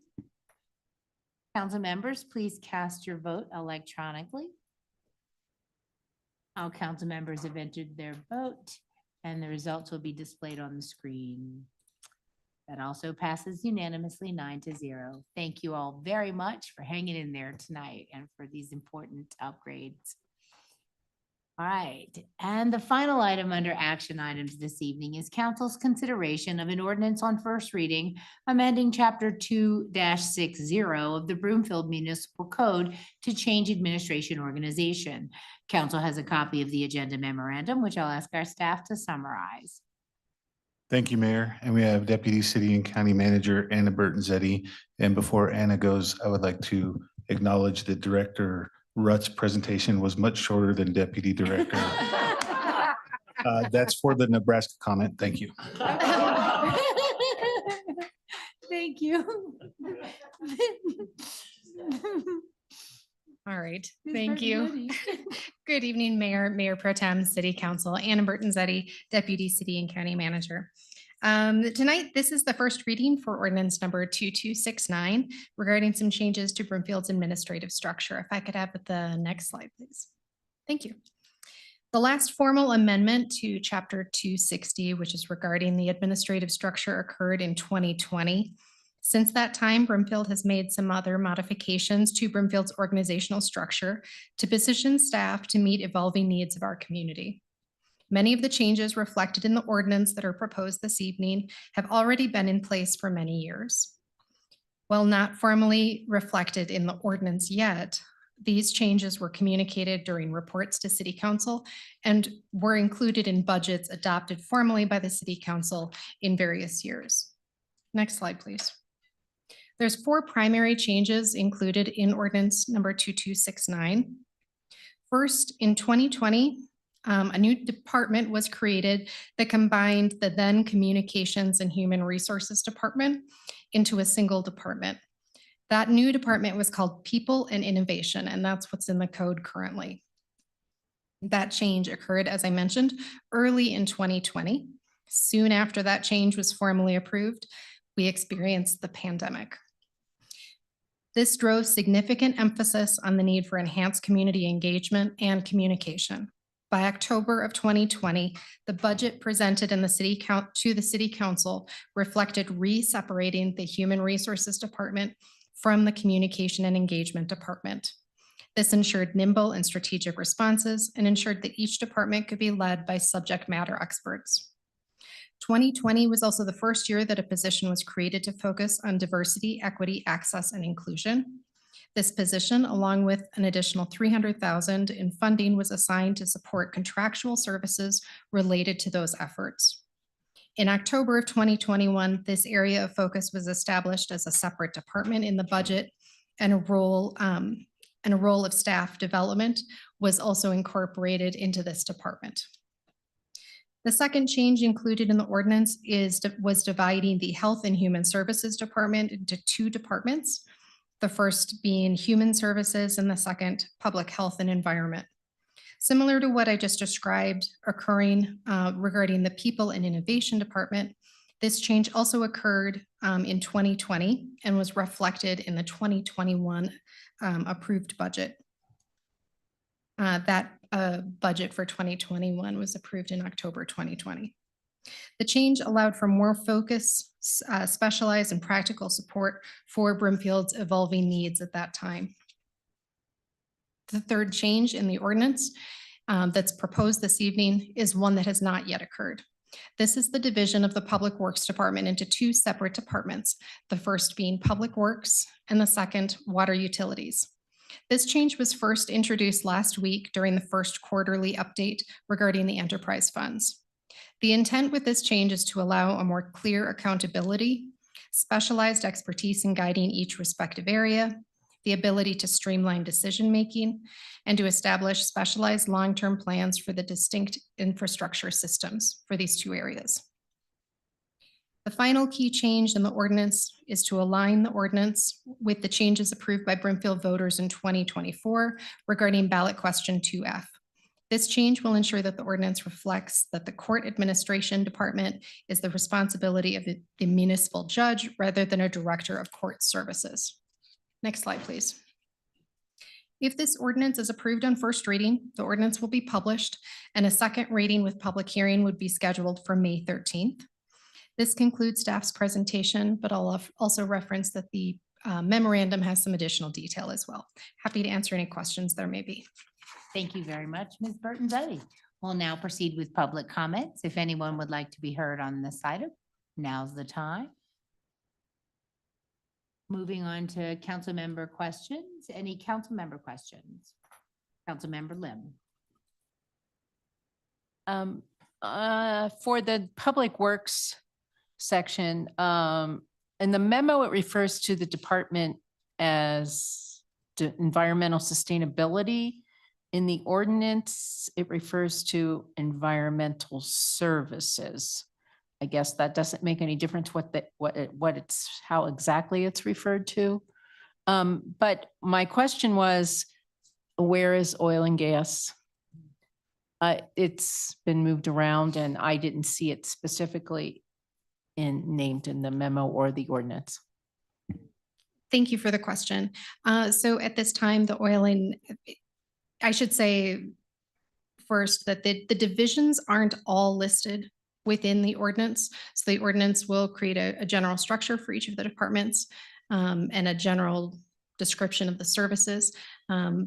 But there would be the potential for some things to be modified. If it's referenced in the ordinance, then that would need to stay, for example, the sustainability. But the oil and gas services as well as sustainability would live under the Public Works Department. The intent is that water utilities would be those services that are enterprise related so that those will all be focused. So stormwater, water, sewer, all of those would live under water utilities. Great, thanks. All right, thank you very much. Any other questions from council? Seeing none. I do appreciate the clarification on the timing of half of these being in effect for the last four and somewhat years already. So in terms of any budget changes, they are not an issue because it's already been happening, correct? Yes, that's correct. The only budget impact is the ones that are related to Public Works, since those are not in effect yet. Wonderful. Thank you, Ms. Burton-Zetti. So next is council's consideration of proposed ordinance number 2269. Will the clerk please read the proposed ordinance by title? 7D, ordinance number 2269 to amend chapter 2-60 to the Broomfield Municipal Code to change administrative organization. Thank you. Is there a motion to approve the ordinance on first reading and ordered published in full? Councilmember Ward? So moved. Thank you. Is there a second? Councilmember Delgadillo? Second. Thank you. Is there any discussion? Seeing no further discussion, we'll move forward to the vote on ordinance number 2269. Council, please cast your vote electronically. All council members have entered their vote and the results will be displayed on the screen. That passes unanimously 9-0. Thank you all very much. Thank you, team over there. And we're moving on to our final item this evening under the mayor and council member request for future action section of the agenda. There's a request for staff to explore an evaluation tool for direct hires by council. I want to state this is not a discussion on the topic and instead is an opportunity for council to provide staff direction on whether or not council desires staff to dedicate time and resources to this request. Council members Henkel, Leslie, and Cohen. I don't know who's speaking for the group, but you may now begin your 5-minute presentation. Great, thank you, Mayor. We were going to have Councilmember Leslie speak, but he is not feeling well tonight. So it'll be Councilmember Cohen and I. We would like to submit a request for future action regarding staff exploring an evaluation tool for direct hires by council. We are seeking support for direction given to staff to explore various evaluation tools that are consistent with the city and county attorney and city county manager. We're also requesting an evaluation tool that is separate for the judge's role. I would like to say that I have reached out to CML and their staff, and they can offer their recommendation. So really, this is just an ask for staff to save space for part of a study session to look at our options for an evaluation tool. CML staff said they will need direction from us to give recommendations back to us. We don't need to flesh this out tonight, but rather just give direction to work with CML, IMLA, CCCMA, each other and other elected officials. I have already asked around, and it sounds like something that's happening collectively across the state anyway, as others are exploring these options. But they will help us to decide what processes are available and what options are available to us for our direct hires and their evaluation tools. Additionally, we acknowledge that our direct hires are committed to any effective and transparent tools available and are committed to working alongside council to identify an approach that reflects our values and support continuous improvement while recognizing achievements within our city and county government. Regular evaluations of the local government manager and by the elected body are essential for a high-performing organization. And this also goes for any direct hire. These evaluations should align with the governing body's strategic goals and focus on the direct hires progress towards organizational outcomes to include soft skills and 360 evaluations. Performance criteria must be clearly communicated in advance, and any evaluation form should be customized accordingly. The process enhances communication between the manager and elected officials and helps set future goals and should involve all board members to reach a shared understanding. While there's no single correct method, evaluation should be consistent, collaborative, and potentially guided by a consultant if needed. Direct hires are available for meetings with individual council members to discuss any matters of urgency and importance. And we want to recognize that availability of our direct hires. We also value input from both council and staff in identifying what is best for Broomfield, our values, goals, and consistency and leadership. Thank you. All right, thank you very much. We'll proceed with public comments. If anyone would like to speak on this item, we allow that. Not seeing anyone. So just for clarification, and Councilmember Henkel did clarify that in her ask, we're not going to be considering direction to staff. This is not appropriate for staff that work underneath our direct hires or our direct hires to come up with an evaluation tool for themselves. This has to be council generated. So as you heard from Councilmember Henkel, it would have to take place in a public study session. It is not executive session because it is not direct personnel related. So this is what we're considering. And I'll start off and say I do support this. I think we need to come up with some reform of our current evaluation method. And some of the mayor colleagues I've spoken to actually use a third-party independent consultant. So that's something I've asked council to entertain as well. That would help consolidate and administrate the process for us in an independent way. And it could be tailored to what council desires. So to kick that off, anybody want to weigh in on if they would support this moving forward? I did want to add one more thing, sorry. Sure. This is a collective process. This isn't something that we're going to just totally lead. We're going to be really checking in with people on council and seeing what they want. And just even if we come up with ideas, you know, what we want to hear constant feedback from the council. So this isn't you know, a domineering subject matter that only a select few have control over. What It do is- you mean when you say we? Who's we? So the ones that brought up this RFA. So Bruce and, sorry, Councilmember Leslie Cohen and I will be organizing the information is what I want to say. That would be up to council to decide. And I don't know if that's what council wants. As mayor, I'm fine taking this on. And that's really up for council to decide. If I have a lot of access to resources as chair of the Metro Mayor's Caucus. So I can bring forth referrals, different companies we can interview to decide which consultant works best. But Yeah, again, what I'm saying is that when we volunteer to move this forward, we want to volunteer to help. That's what we're saying. Yeah. okay, thanks for the help. Who would like to speak next? Councilmember Delgadillo. Thank you, Mayor. You got to me before I could even tap my button. Yeah, I'm open to this. I think this is a good idea. And I appreciate our council colleagues wanting to help out to this. I will say that if you, Mayor, want to take this on, I would defer to you. Thank you. Thank you. Lim. I'm not clear.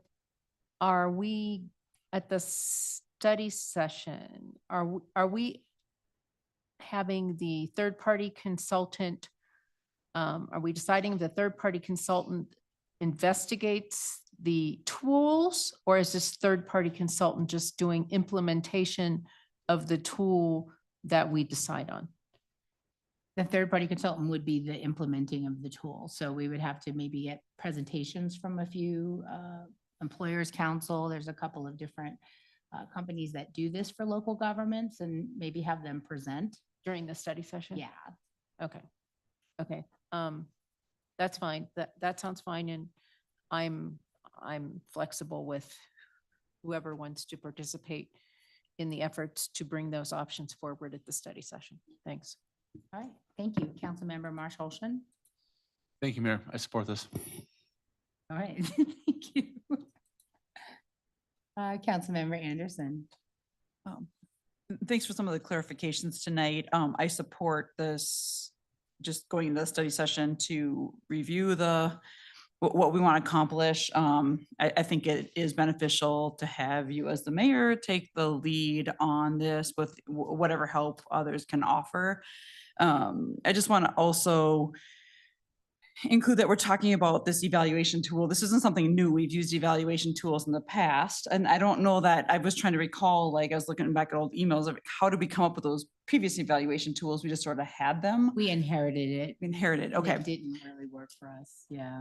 And so, and then as part of this evaluation tool, this isn't just like the 360 review. Are we also then considering the process of the overall process of feedback, not just the tool, but the whole?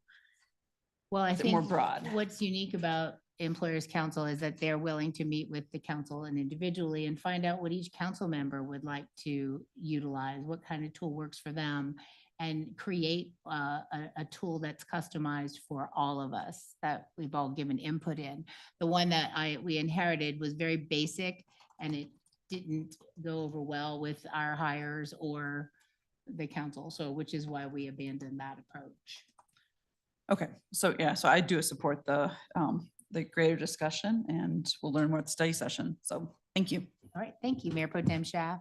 Thank you, Mayor. So I appreciate your point in response to Councilmember Lim's questions regarding, hiring of a employers council to help with this process. So I would like to hear from some different employers council to find a consultant that can help the council move this forward. So thank you, Mayor. Thank you, Councilmember Wynn. Thank you, Mayor. I support this as well. So thank you. Thank you, Councilmember Ward. Thank you, Mayor. Yes, I do support moving forward with figuring out a new evaluation tool for our direct hires.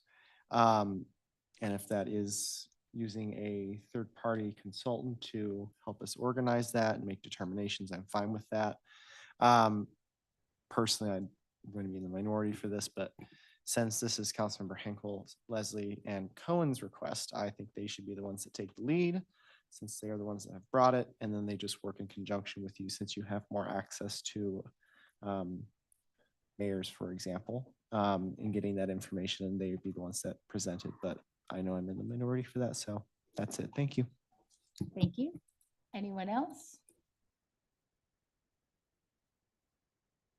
Well, I think we do have consensus to move forward with this, so we'll have to, I will work with council members Cohen, Henkel, and Leslie to bring forth some ideas, some different options. And we'll try to get a study session scheduled as soon as it's possible. Sound good, everyone? Okay. Thank you all, and thank you for bringing this forward. Very timely. All right. Is there any other business to come before the council from my colleagues or staff? There being no further business, the business meeting is adjourned. Council will convene for the executive session shortly following this meeting. Thank you.